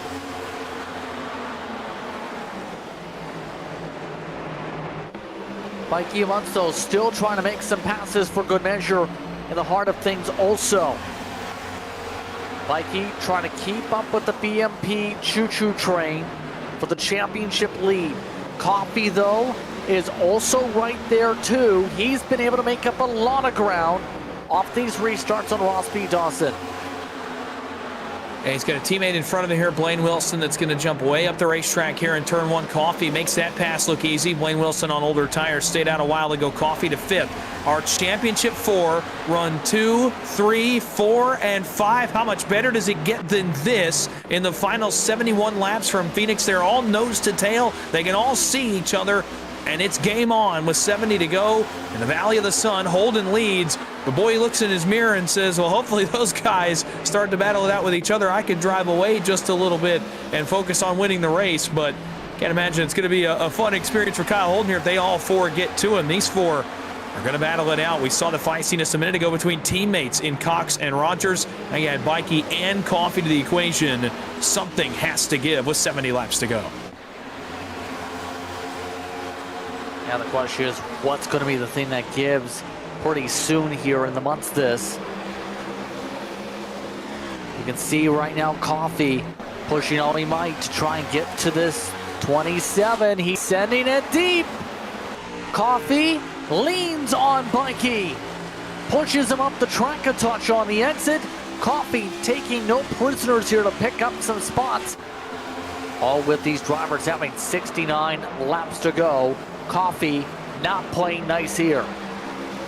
Well, you can't anymore, right? When the championship's on the line, playing nice kind of goes out the window, especially considering what we saw a little while ago with Coffey running 2nd in front of Matt Cox. You can't imagine that Coffey's going to play too nicely with the guys in front of him. Almost completed the pass here on Bikey, trying to get to the 4th position on the track and 3rd in the championship, but Bikey fights back, battles right back on the outside. These two have a pretty long history, even just in these playoffs together. No surprise, they continue to run each other very hard. Off turn 2, Bikey continues to hold them off. I'm interested, you mentioned what has to give. If Alex Coffey gets back to Matt Cox, that may be the thing that has to give, considering the racing we saw earlier between those two cars. But Coffey continues to be held up next to Brandon Bikey. That's for 4th. Yeah, Coffey still yet to clear on by fully. Looks like he's got the chance to power his way by in the next couple corners, though, to be able to try and keep up with his championship rivals, the rest of them at least. And the thing's going to be, this race, if it goes green, can very well come down to who's got the best setup on the long run here. That's the critical thing. Who's going to be able to keep within that 9/10 of a second or so tire band without going too much further away from it in the first 50, 60 laps. And from then on out, it's being able to have the track position. Right now, these two are not backing off each other and helping each other's tires. Coffey fully clears for 3rd in the championship. And now it's eyes forward for Alex Coffey. You can see those next 2 guys in front of him. That took him longer than I think he wanted it to, but job done, and now he can focus forward on Rogers and Matt Cox. And you know, this is the kind of position you want to be. You're going to have to run a little bit harder potentially than these 2 cars in front of you if you're Alex Coffey. But we know how good he can tend to be when the run gets a little bit longer. And tonight has proven no different. He's been really good as the run goes on. His teammate Timothy Harper's been good as well. That is for fifth. That's a big pass. That could put a non-playoff car between Bikey and the other 3 Championship 4 contenders. Harper's able to complete this pass. Harper may not just pass Bikey, by the way. That 42 is dialed in. He'll probably go and try to challenge even for the win at some point in the later stages of this race, but he's alongside Bikey now as Coffee starts to try to work up to Rogers. Rogers actually keeping tabs with Matt Cox's. Man, there's some feistiness now between the 42 and the 27. Brandon Bikey not giving an inch here, obviously. That's a given, but Harper going to complete the pass. Harper's been able to make passes like this all night in his dig machine. He's been digging, at the very least, to make these passes, continue to try his quest to try and at least win the race here for the organization. Still with 62 to go, it's Kyle Holden that's the one in control of the race lead. They're looking good, but Matt Cox is quicker than your leader as we go. For the past few laps, he's been about 21 thousandths quicker in that 32 machine. So Cox is getting better and better as this run progresses here. Interestingly though, Rogers, his tires have equalized to match with the 32's time. And it's going to make it interesting here in the later stages of the race because Cox is not getting away. So as they continue to equalize, Rogers likely going to start to draw back into the 32, especially if he goes after Holden right here for the race lead. It'll probably draw at least Rogers into this. It might draw Coffee into this, although Alex Coffey's lost a little bit of ground. Burning the tires against Brandon Bikey has not paid off for the 54, but again, as these guys get to battling potentially, it could draw Rogers in, it could draw Coffee in, it could draw those next 2 cars in. Just being double file in this next-gen car, it presents a bit of a dirty air problem for both guys involved and draws the next car in.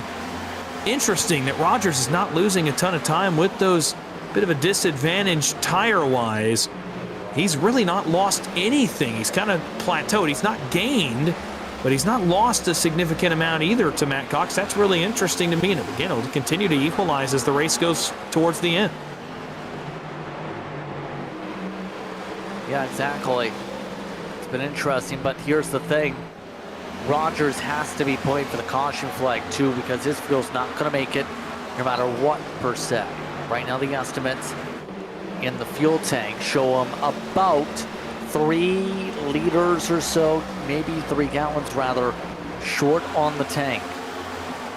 So it would require yellow flag for the 44 to have any sort of chance here for the win. Keep that in mind for later on.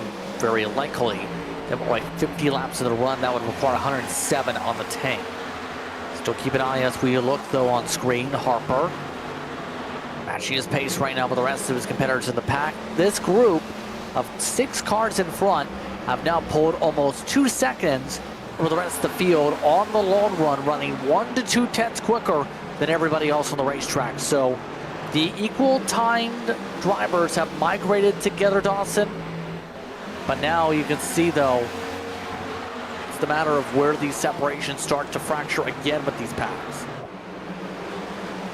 Yeah, the fractures between the groups is becoming apparent as well. It was interesting. Coffee had started to tick away a little bit to the gap up to these next 2 in front of him. He's kind of, again, plateaued right about 8.5 tenths between himself and this group here with the 44 and the 32. Though starting to reel in Rogers is Coffee. So the pace starting to come underneath the 54s. His tires cool off just a little bit from the battle earlier with Brandon Bikey. He's gaining just the slightest bit and starting to get up to these guys. You'll see it visually here. He might get to Rogers here pretty quick. Rogers is falling off of Matt Cox and into the clutches of Alex Coffey. And Coffey it's gonna be really interesting here how quickly he's able to make this pass. If he struggles like he did with Bikey, Cox is gonna be able to slip away. If not, Coffey's gonna have Matt Cox right in his crosshairs next up with only 54 laps to go. Just trying to find a way to pick up the time here at this rate. And you have to wonder what would mean for many of these drivers. Can they get themselves a championship? Moonshiners, of course, competitive in its history. When you think about things, to say the very least, you've had plenty of campaigns to be able to contend able to be up front, to be able to try and find your way to titles. But if you became a champion, Dawson, I know you're not one of the championship 4. What would it mean if you yourself have been the champion, trying to emphasize how big this could be for a driver's career? Well, you know, I think you got to consider the season length as well. 36 races, that's almost a full calendar year. And I think you really have to consider week in, week out, 36 weeks, including a playoff format, which, by the way, you got to be pretty much perfect to make it to this point in a playoff format. So to be a champion at the end of it, it pays off 36 plus weeks of work. Because who knows how many weeks you did before the season prepping to get ready to go out and execute every week for, you know, the guys that are here in the championship 4. So, you know, for me personally, I mean, it's a massive weight off your shoulders of, man, I just ran for, again, almost a full year's worth of time, and I get to be the only one in the field that calls himself champion. It would mean a lot to me personally. It's going to mean a lot to whoever wins this title. Best evidence of that is how they race each other. Not giving an inch, making contact, using the bumpers, getting frustrated. That should show you all I think that it means in a nutshell for these 4 involved in this championship fight, is how they race each other, not only tonight, but how they've raced each other throughout the season. Exactly, and the major thing to consider is there are only 2 champions in the history of the series so far. Kenny Coppola won 2022, 2023. Coffee, of course, dominated when it comes to the overall standings metrics in 2024. Got the championship then. 2025 has been different with the way Matt Cox has been able to compete. Part of this BMP squad. Rogers has been able to take himself consistently up towards the front. Mikey, of course, has had some rocky moments, but has also been fairly fast, especially the front of the season. Was a contender for a lot of wins. It's not been easy to try and contend for this championship. The BMP machines have had the speed to try and take it away from the reigning champ, but with under 50 laps to go, it's going to be, where do these drivers situate here? Right now, Cox is maintaining in front as this run goes on. No one's been able to chip away the gap to the 32. Everyone's been draft locked, you can describe almost, just because of how this track naturally gets here. I am curious how much, if any, saving is going on, knowing this is a long run, not necessarily on the fuel tank, but on the tires, on the race car, especially for Alex Coffey, considering how much he had to use them early in this run against Brandon Bikey. I'm curious, how much is he saving? Because we know the disadvantage that Sean Rogers is at compared to both of these other 2 cars, and the gap for Cox is not growing. The gap for Coffey, you can see he's kind of just riding. He's trying different lines, which makes me think the air is definitely a factor. But I also saw how much faster he was early in the run, and I just feel like maybe Coffey's trying to back off just a little, cool the tires off, reset, and then in, you know, 5-10 laps time, really go after it. Because again, he's not losing a lot to Matt Cox either. It's been about 8.5 tenths this entire run. It hasn't really switched in terms of the numbers. Now he starts to run up that higher line in turn 1, which he's been using to drive down off the corner and get that arc off of the corner and make runs to guys inside. Rogers has been up to block a couple of times, so I'm curious now, Coffey starting to get ready to hit the go button a little bit more. Yeah, look at this though, Bikey pit. I wonder if he's factoring that there's going to be more tire wear in. Are you allowed to drive to these pit stalls like this? I mean, that's a way to save time, I guess, but not sure about that. We'll have to see with what race control decides later tonight, because that's a way to gain some time there with the shorter distance around pit road. It's an interesting call. 44 to go. He wasn't far behind these guys battling for the championship, and now is at a serious disadvantage. The caution does not come out, assuming, of course, that everybody can make it. We talked about Rogers' situation, the fact that he likely cannot make it to the end, but beside that, we didn't really know. Now Blaine Wilson's going to make a pit stop. Kevin Ruff's going to make a pit stop. We're getting it. Obviously, Wilson stayed out, remember, on that caution a little while ago, so we'll have to wait on the rest of the field. But, man, 43 to go seems a little bit early for guys even that stayed out to be coming to pit road, because Wilson only stayed out after the second stage. 1.4 seconds of fall off for some of the drivers here. So the field is, at the least, it looks like some drivers taking the call that the faster pace with the tires, long run, would outweigh the benefits of just staying out. They're hoping that these tires keep falling off and they stretch in front of those staying on the racetrack. The math can be there, and Rogers has to come in. He had to go for this strategy with 41 laps to go. It actually plays more into Rogers' hands that more guys are going to come to pit road. I thought it was going to be a lot more isolated for Sean Rogers in terms of guys that made that call to come down pit road, but now seeing Brandon Bikey do it, do you almost force the hand now of these other two championship cars? What's going through the minds of Matt Cox and Alex Coffey, watching a lot of their championship competitors drop off the racetrack? I'm really curious if one of these other cars, or both of these other cars, engage in this strategy now with 40 to go, considering the pace they can make up. I mean, Coffey might have to. He's losing time now to Matt Cox. He may have to come down and pit to get the tire advantage, and that may force the hand of Cox when all is said and done. Absolutely. And we can confirm that may get looked at for Brandon Bikey in his situation here. That might be an impact for post-race, because here's the thing. The rule is in the rule book that, this is from our runner tonight in Hayden James, that the blend in no more than 2 to 3 stalls before your box is a rule. It is the top 2 pit road rules, a part of that grouping from the rule book. So that may get looked at, especially for Bikey. We'll have to see what they decide post-race here. Again, that was during his pit stop, where right now he would be the net advantage holder, per se, on his strategy. Right now, Bikey is ahead of Rogers by 7 seconds. And obviously, you know, at this point, depending on what these two cars do, Matt Cox and Alex Coffey, it may not come back into play.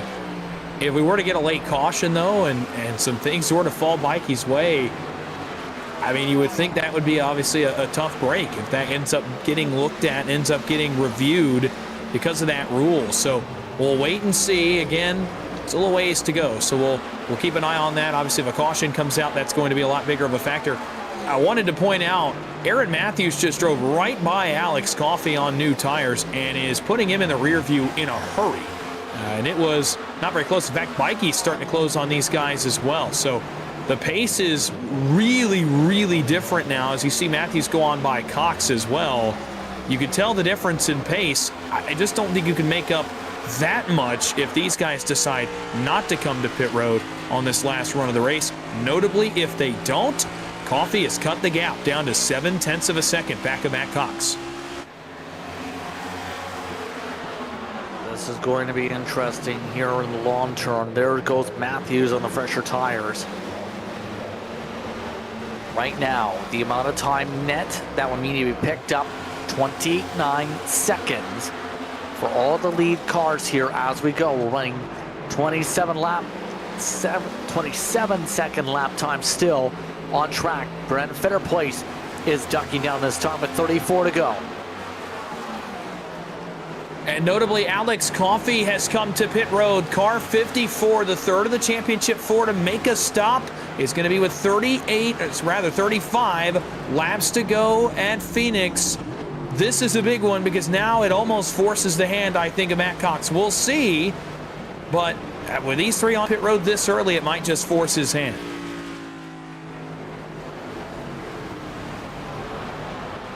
Yeah, I'm not sure about this one here.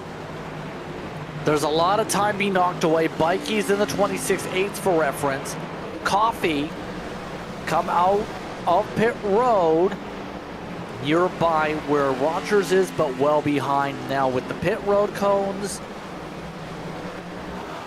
This is going to be pretty significant to say the very least. Bikey would need to gain about a second a lap to have a chance for Matt Cox and company at the very least. And we know those tires tonight, in some cases, are getting the more than 9/10 that we normally see for the long runs. A lot of these drivers are falling off in some cases at these temperatures more than 1.5 seconds. Holden's already been passed by the 27, but keep that in mind. The 27 We'll have to see if there's a review later on tonight for pit road entry / the boxes to come into factor there. At the moment, it's Cox in the net championship lead with 31 laps to go. Well, and here comes the puzzle, because now you start to calculate how much time Bikey needs to get. If Cox stays out, he might win. It's close. Bikey's gaining a lot of time here. The other interesting portion is if for whatever reason he is able to make up the time, or Matt Cox opts to come to pit road. So I think at this point, I think your bet is made to probably stay out. But if you were to come to pit road, the first man in the championship would be Brandon Bikey. And considering what we saw on pit road, I mean, that could be really interesting. We talk about a review.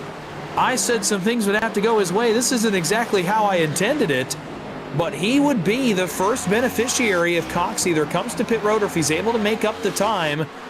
He's not, I don't think he's quite at the 1 second per lap delta right now, but he's awfully close. It's over 0.8 difference between 27 and 32 right now. He's really close to the delta. He'd need to run him down under green. Oh, look at this. Holden is pitting. Is this too late to go in? This is a late call, and he is in. The leader is pitting, and that gives Cox the lead with less than 30 to go. That's a lot of time given up there, but he had to come in. He was 87 laps on fuel.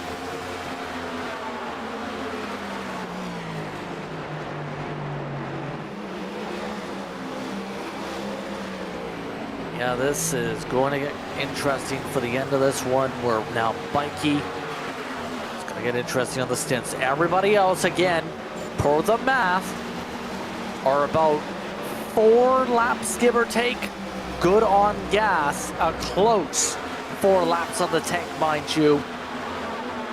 So the estimates say about 31 laps in the fuel tank with 27 laps to go.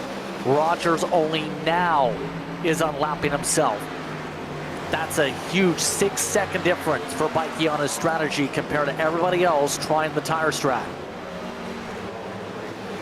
Yeah, interesting. This many cars have tried it. I guess now that Matt Cox has not answered Alex Coffey, I guess the 54 is probably the one I'm most surprised decided to go with that pitting strategy, because he's not going to get back to Matt Cox where he was running him down under green.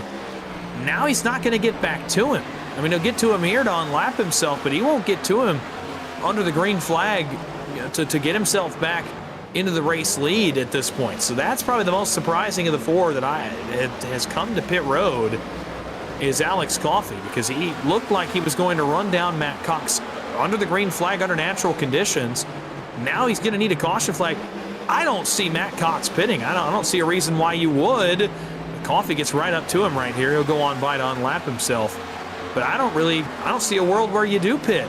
If you're Matt Cox, you're well inside the delta now to make it and not be caught by Brandon Bikey, I don't think. It's still about half a second, but that's not nearly enough to make up the gap that Bikey is down nearly 21.5 seconds right now with 24 to go. He'd need to gain a lot more than he's getting right now.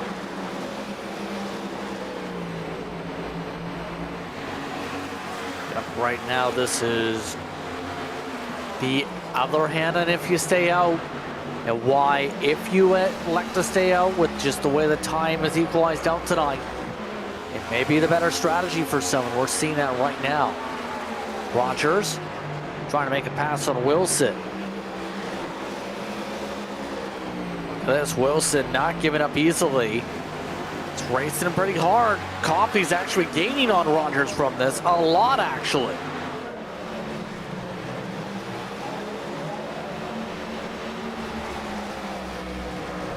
That's the thing. The gap before some of this traffic was 2 to 3 seconds, Dawson. That gap is just plummeting for the 44 here with this holdup. And remember, Coffey on fresher tires than him is ready to fly. Will he force it 3?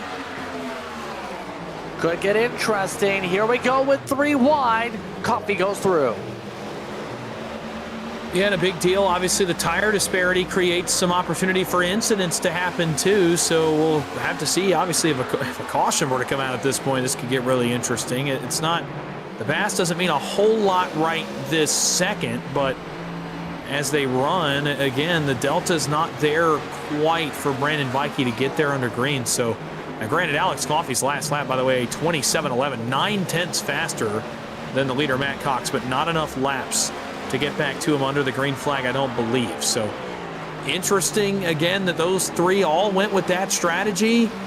And the delta is just not there right now, and unless we have missed something up here. I mean, Matt Cox, as of right now, again, there's a long way to go. 20 laps is a long time in this championship race, but it appears that he is, I mean, he's in conserve mode now. He almost doesn't even look like he's pushing very hard here at the front of the field. Need a push. At least Cox does. We had Belmonte below a tire, by the way. That's why the 60 just had an issue. 64 laps through for Belmonte, so he's pushed like mad on his setup. That could be the one factor here. A tire failure gives you a meatball flag here, Dawson, and for whatever reason, iRacing doesn't mean automatic death into the outside wall with the right front tire sliding you into the fence. It's just straight up, you have to come down pit road on iRacing. At least that's what it feels like. Some of these drivers might be close to those tire limits at the end of this race here.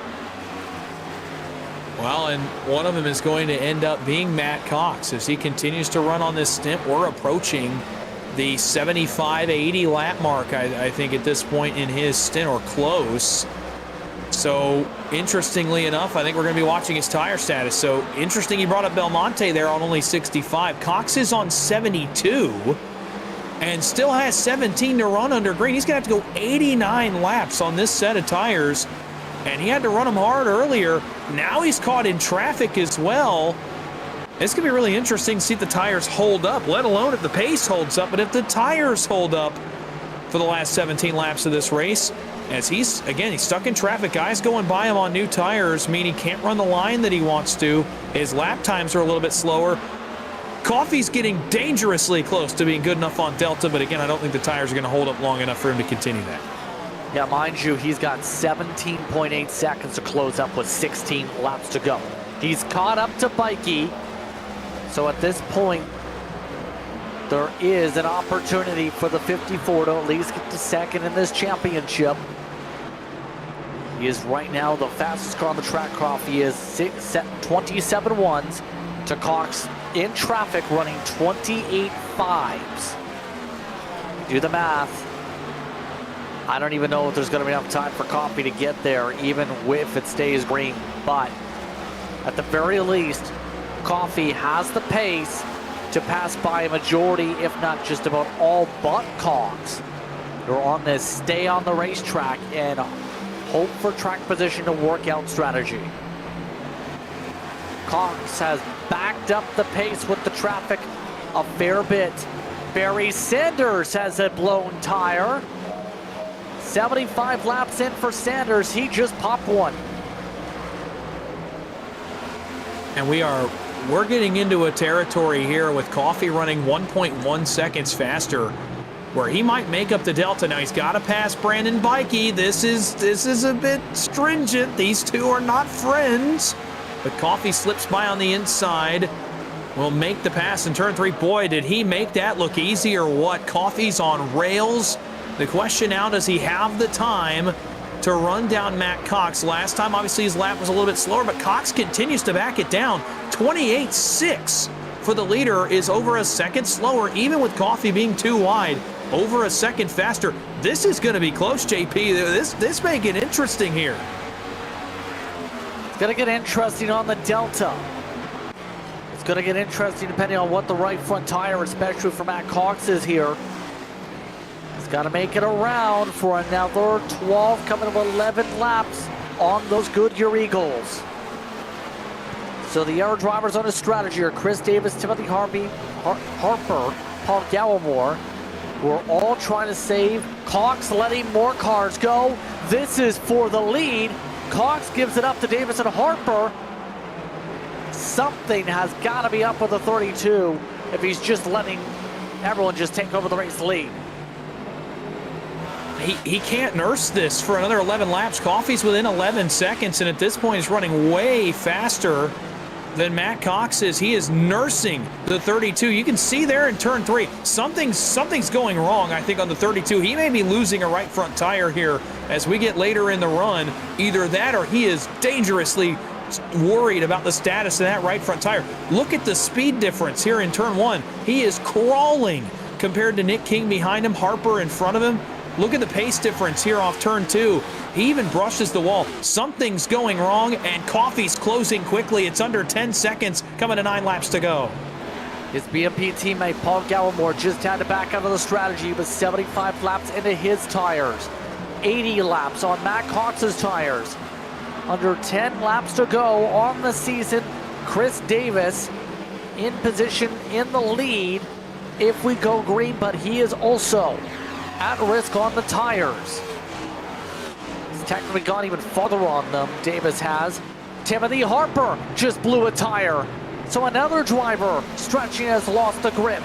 The gap is 5 seconds between Cox and Coffey with 8 laps to go. The delta's gone from hard to catch to easily catchable if Coffey keeps knocking the time down. Yeah, it continues to go down. It's 4 seconds now. It's inside of 4 seconds almost between those two cars. 4.3 with only 8 to go. This is not sustainable for Matt Cox.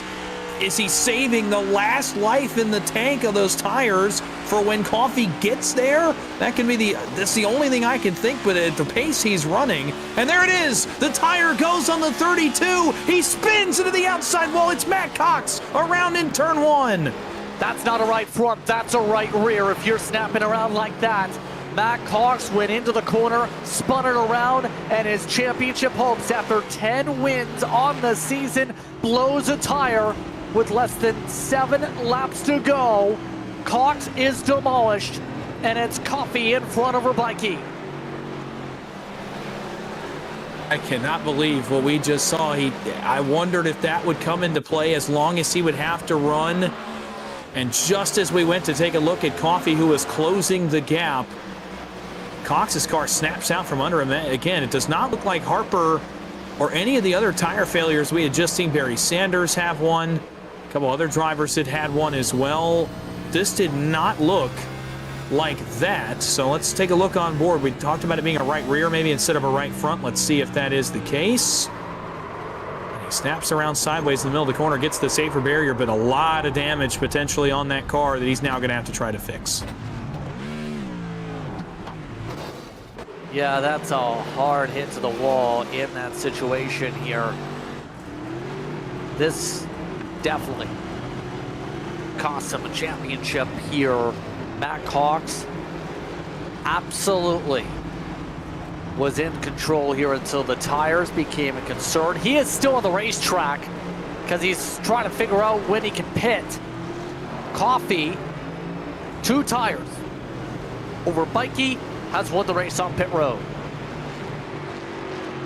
Well, I'll tell you what, we thought the restarts were going to be interesting if one came late in the race. I didn't really have this in mind with Cox staying out. Now he'll come to pit road right here on the second time around, so he'll come get that damage fixed. But now you're going to line up 2 guys on the front row again with Matt Cox out of the equation, unfortunately. Now you line up 2 guys. You want to talk about history, go back to Darlington. These 2 lined up for a restart, and we all know how it ended.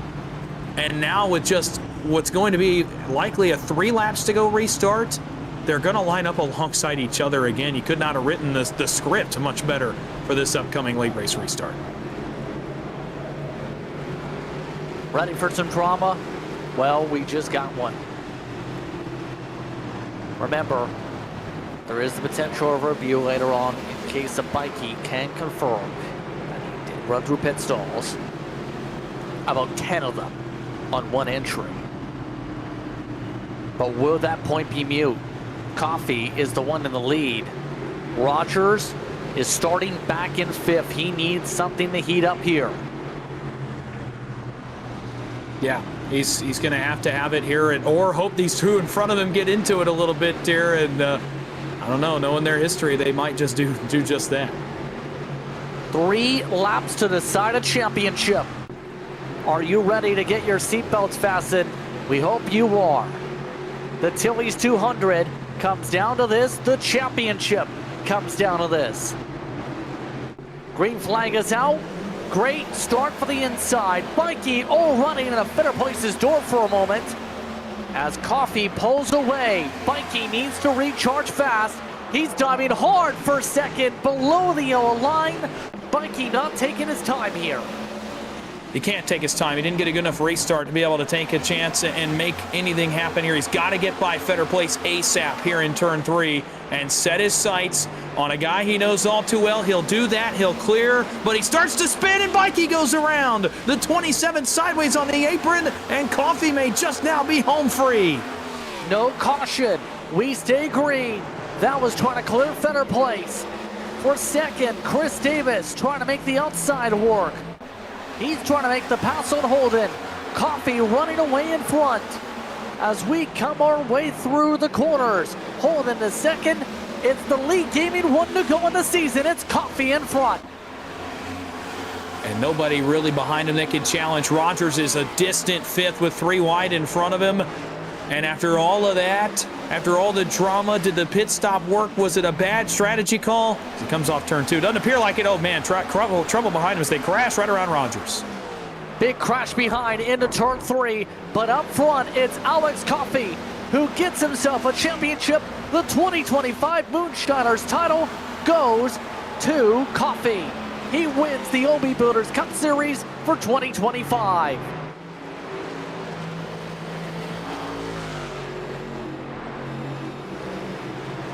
Coffee gets himself the victory and the championship. 2024 went his way after winning from the pole at Phoenix then. Tonight, he gets it done here in 2025 as he gets the chance to celebrate. What a run and what a championship finale again.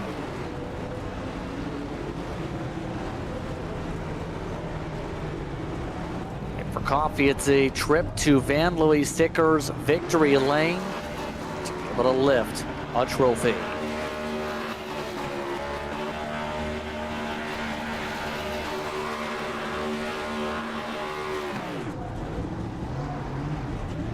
Well, that was definitely a championship finale. In those final few laps, things got dramatic. Tire strategy, cautions. Coffee withstood it all to come away on top, Dawson. Well, racing had everything that you could possibly want. You talk about the difference from last year, winning from the pole. Tonight, it felt like everything went wrong. Coffee started towards the back, had the penalty to start the race, got up front. When he finally got in front of Matt Cox, got turned by the 32, had to go back to the back again, had to drive back through the field, made a questionable pit call. It ends up working out for him. He wins a late race restart and wins a championship. It certainly was more eventful, but I would venture to say it probably feels a little bit sweeter to him too. There he goes to Van Louis Sticker's Victory Lane here tonight. Alex Coffey gets to celebrate in style tonight. Take a break. As people line up to join him in celebration, we'll take a chance to get ready for post-race coverage. You're watching the Precision Production Network for coverage of the OB Builders Cup Series.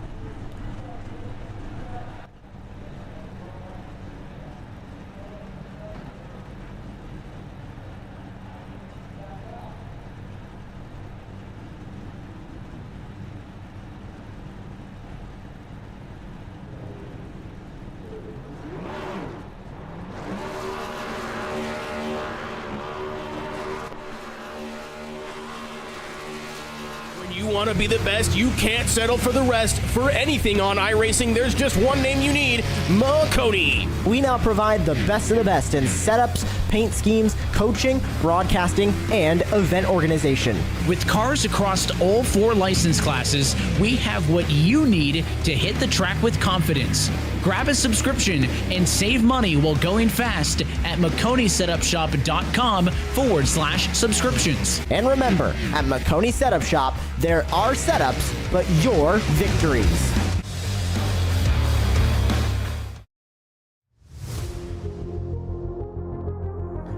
Welcome back to tonight's coverage of Moonshiners here on the Precision Production Network.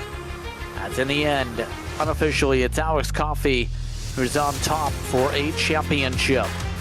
It's Sean Rogers who comes away second after a flurry of crashes on the final lap. Ruff, Moore, Harper get top 5 in the race. Christensen gets 6th with King. Bikey gets 3rd in the championship. Matt Cox with all his damage finishes 4th in the championship after winning the most races, and 9th. Paul Gallimore rounds out your top 10 here, Dawson. Justin Belmonte finishes 11th. Tim Wortman back in the 12th spot. Johnny Shade in 13th. Brandon Fetter placed. Chris Davis both had tough goes tonight. Both ran up front at times, but it doesn't pan out for them. They go 14th and 15th. Kyle Holden pits late, gets involved in a crash. He goes 16th. Jose Medina, a tough night for him in 17th. Shane Wyatt in 18th. One lap down, I believe, received a some kind of pit commit penalty on the final lap in 18th. Blaine Wilson led some laps tonight, but comes home in 19th. And a tough night, tough go of it for Chris Spear in the 20th position. 21st goes to Barry Sanders with Aaron Matthews 22nd. Greg Carr, Ryan Huff, Shane Davis amongst the many DNFs, Mettler and Mackin. The rest of your running order in a wild end to the season here. Lots to talk about, lots of people waiting alongside.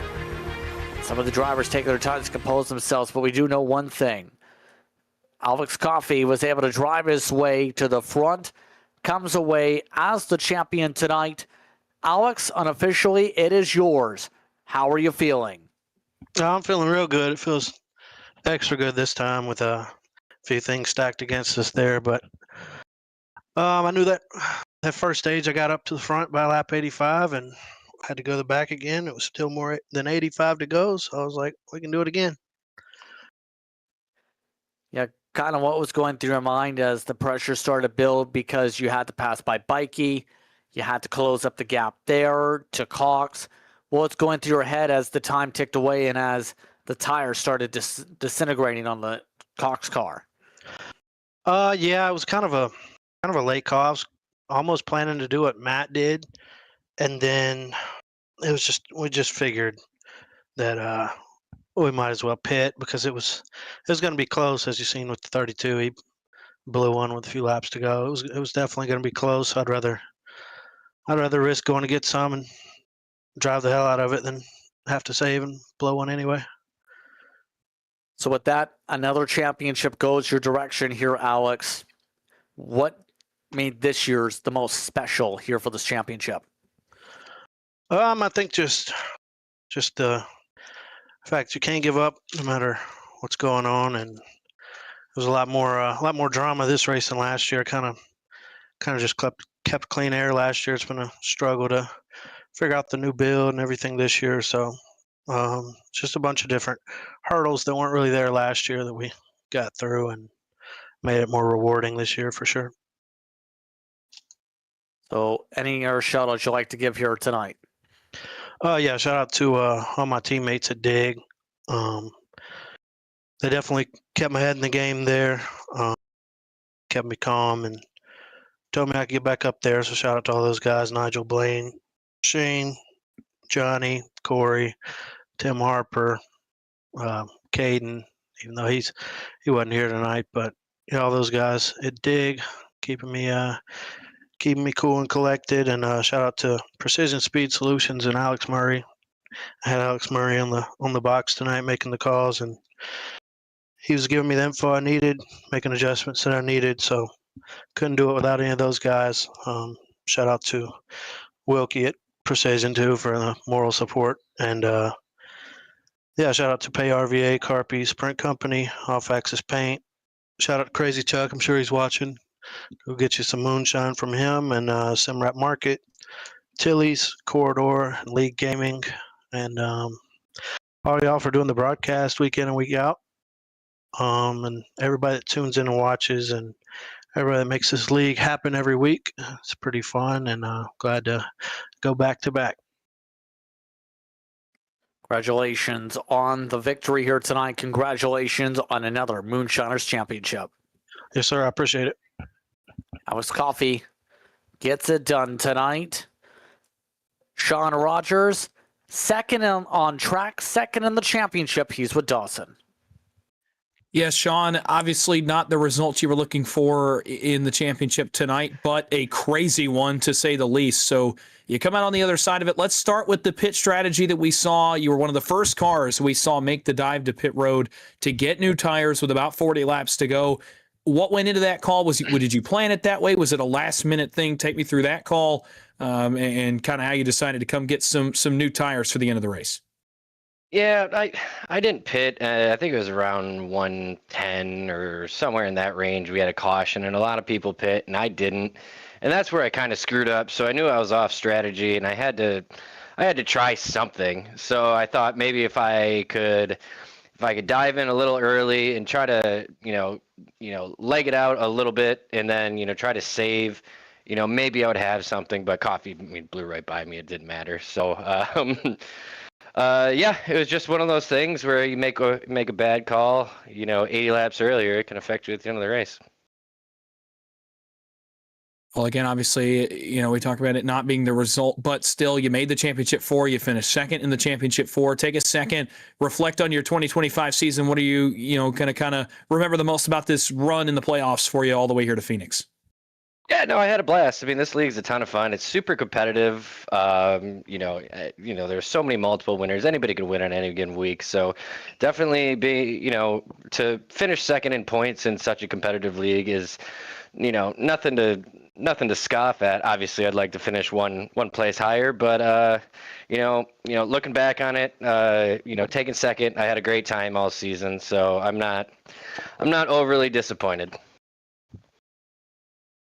And one more thing, obviously, what is the biggest thing now that you've made a deep playoff run that you're going to take down as a note and take with you to 2026? Well, hopefully the format changes because I've never been good at Phoenix. So as long as Phoenix is the final race, that's always going to be tough for me. But you just take the off season, take some time away from the oval racing, and try to come back next year and try to be, finish one place better. Any thank yous or shout outs you'd like to give here at the end of the season? Yeah, shout out to my girlfriend, Amanda. She's always in the comments. She supported me all year. She supports me doing this dumb hobby where I come sit in this room for hours at a time. Shout out to all my teammates at BMP. I'd have loved to see one of us win tonight, but, unfortunately it didn't happen. Shout out to Coffee. He ran well all season. I know we had our beef or whatever, but definitely congratulations to him. Definitely a deserved champion.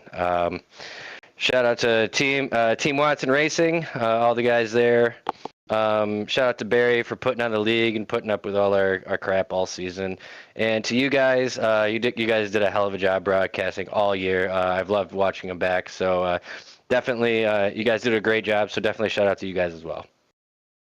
Congrats on the run tonight. Congrats on a great season. Yep. Thanks, guys. John Rogers, second in the race, second for the championship. Brandon Bikey unavailable to speak with us here for third in the championship, but fourth in the championship. It was so close for the 32 till the tire went away. Matt Cox ends up fourth in the championship order. Matt, first of all, talk us through your emotions here after a roller coaster of a final 10 laps. Yeah, no, I'm obviously wanted to win the championship, but I've had a really good year, really fast all year, won a lot of races, so I'm not really disheartened too bad about it. Kudos to Alex for winning it. He's fast tonight for sure. I think we had the car to beat, but sometimes it just doesn't work out, as my strategy did not. What happened there with the tires? The car just snapped around on that. Oh, entry. Yeah, I had lost our right rear going into, I think that was 1. And yeah, therefore, probably the last 5 laps, I was dying on corner entry and couldn't get the car turn or couldn't get it to rotate and get on the throttle easy enough to get off the corner. Even if I didn't blow the tire there, I kind of pretty sure that Coffee would have gotten to me and just blew right by me. But, that was my strategy. I had to stick with it, and sucks we didn't get the win. But like I said, it's been a good year. What's the plan to try and improve and get yourself the championship? I know it's hard to improve upon a 10-win season, but I mean, what's kind of the focus point for 2026 to try and get yourself a championship then? I mean, who knows what the points structure is going to look like next year, so that'll play a big role in it. I think if they did final 10 races, I'd have won this year, but so it just kind of depends. I would like to see a season-long comeback. Playoffs or not, doesn't really matter. But, one-race shootouts are anything could happen. I think we saw that tonight. So we'll see. Any show would you like to give here tonight? Just the normal people, man. All the BMP guys. You guys did great. We got 3 in the top 4 this year. Once again, always thanking my family for putting up with me and let me run these races on Wednesday and borrow my time away from them. And then you got to thank Ryko for sure. They've had fast cars all year. That's who I race. I'm always, if you see me on the track, that's what I'm driving. Allows people like me who don't have a ton of time to do a lot of extra practice to just hop in something and be fast. So definitely appreciate all the work they put in over there. Congratulations on the race. Thanks for the time. All right. Thanks, guys. Have a good one. Matt Cox could have gone a different way with a shorter race, but instead he ends up coming up short. But third on track tonight, your best of the rest for 2025. He's with Dawson. It's Cabin Rough. Yeah, Kevin, obviously not being in this playoff conversation, a lot of chaos going on around you throughout the night, and it was a roller coaster for everybody. Obviously getting away with a podium tonight. We've seen you run fast in these playoffs, over the last 10 races, but to get away with a podium to end 2025, how does that feel for you? It feels great. I mean, it's good momentum going into next season. I really had a good second half of the season. I mean, obviously we've seen the heartbreak I had at Daytona, finishing one spot short of winning the race and getting myself in the playoffs. And, going into the playoffs, all I want to do is just have fun and race with my teammates and just enjoy what we do on this hobby. And it's definitely been fun. I hate that I missed Martinsville. I mean, Martinsville did not sound like too good of a race, but I had COVID, so didn't participate in that one. But yeah, man, this last race of the season, it's great momentum. We carry it into next season, and we're going to contend for the title. That's for sure. We're going to give it everything we got next season. Well, look, I mentioned the speed we saw out of you in the last 10 races. Las Vegas is the biggest one that comes to mind for me, leading a bunch of laps there. We saw you just continue to chip away at it. Kind of take us through what you learned in these last 10 races that you're going to kind of work towards for 2026. Listen to people that know what they're doing. The people that got more experience in the sim racing world. There's some things I'm appreciative of Ryko. They selected me along with my other teammates in Warrior Racing to be a part of their select club, which they're changing that up a little bit next season. But Ryko was the big jump. I was a little nervous going to it just because of my driving style. I was so used to a previous setup provider. So going to Ryko really changed things for me in a positive way. And, just being able to get feedback from some other people, and it's a good community. I mean, obviously, there's other great shops like Precision and some other shops, but when you get involved in that and can actually put more sim time in practice, it shows on the track. And I'm glad that there's people that recognize, I've put some effort into it just to try to showcase that I belong here. I belong to compete, and also, race with respect. Real quick, the biggest thing you're looking forward to next season in 2026? Contend for wins. I mean, that's really what I want to do.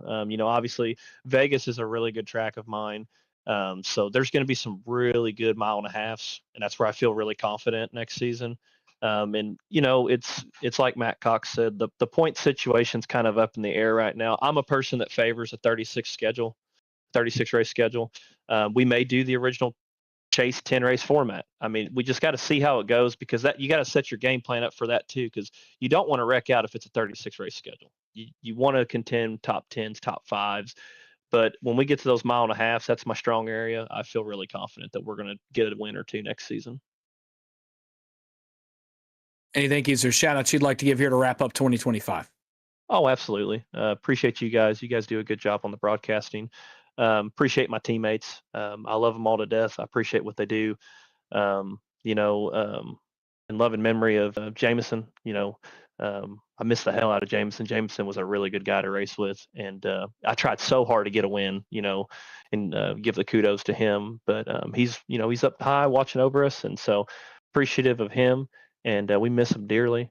And Best One Tire, I want to appreciate them. I work for them in real life, and they sponsor me on my dirt bike in real life, and they also sponsor me for the Sim Racing League that I do on Monday nights, and for the car on Wednesday nights with you guys. So appreciative of that. And last but not least, appreciate Ryko. Ryko's been great for me. They've made me faster, more consistent, and we're going to really represent Ryko really well next season. Congrats on the run tonight. Congrats on a great season for you. Thank you. Once again, that's Capital Rough rounding out our interviews this evening. I'd like to thank everyone who spoke with us during our post-race coverage here on PSS, or PPN, I should rather say. Think of the wrong acronyms, part of the Precision Production Network. But your final thoughts tonight, Dawson, either way for the championship, what a run at the very end. Yeah, and again, I think it's just a microcosm of this playoffs, really 11 races that I got to be a direct part of in this series, and even beyond that, just the season as a whole. It was kind of a microcosm of it. A lot of chaos, a lot of different contenders, comers and goers at different times, and we saw that over the last 10 races as well. Strategy came into play, late race cautions came into play, there was drama. There was everything you wanted. I called it a Game 7 at the beginning of the show because that's what this format is set up to create. And we got our Game 7 moment a few different times. I think you got multiple moments like that. So you got everything that you wanted in this, not only this race, but I think in this 10-race playoffs as well. Obviously extremely grateful to get to be a small part of it, to get to be a part of Wednesday nights here on the network, and get to watch these guys battle it out. They gave all of us a great show, and certainly made my job just a little bit easier as well. It's definitely a throw to end off things here with the Tilley's 200. In the end, Alex Coffey comes out on top. We'd like to thank everybody who took part in this year's coverage of Moonshiners, the OB Builders Cup Series. All throughout the season, it was some busy action from start to finish.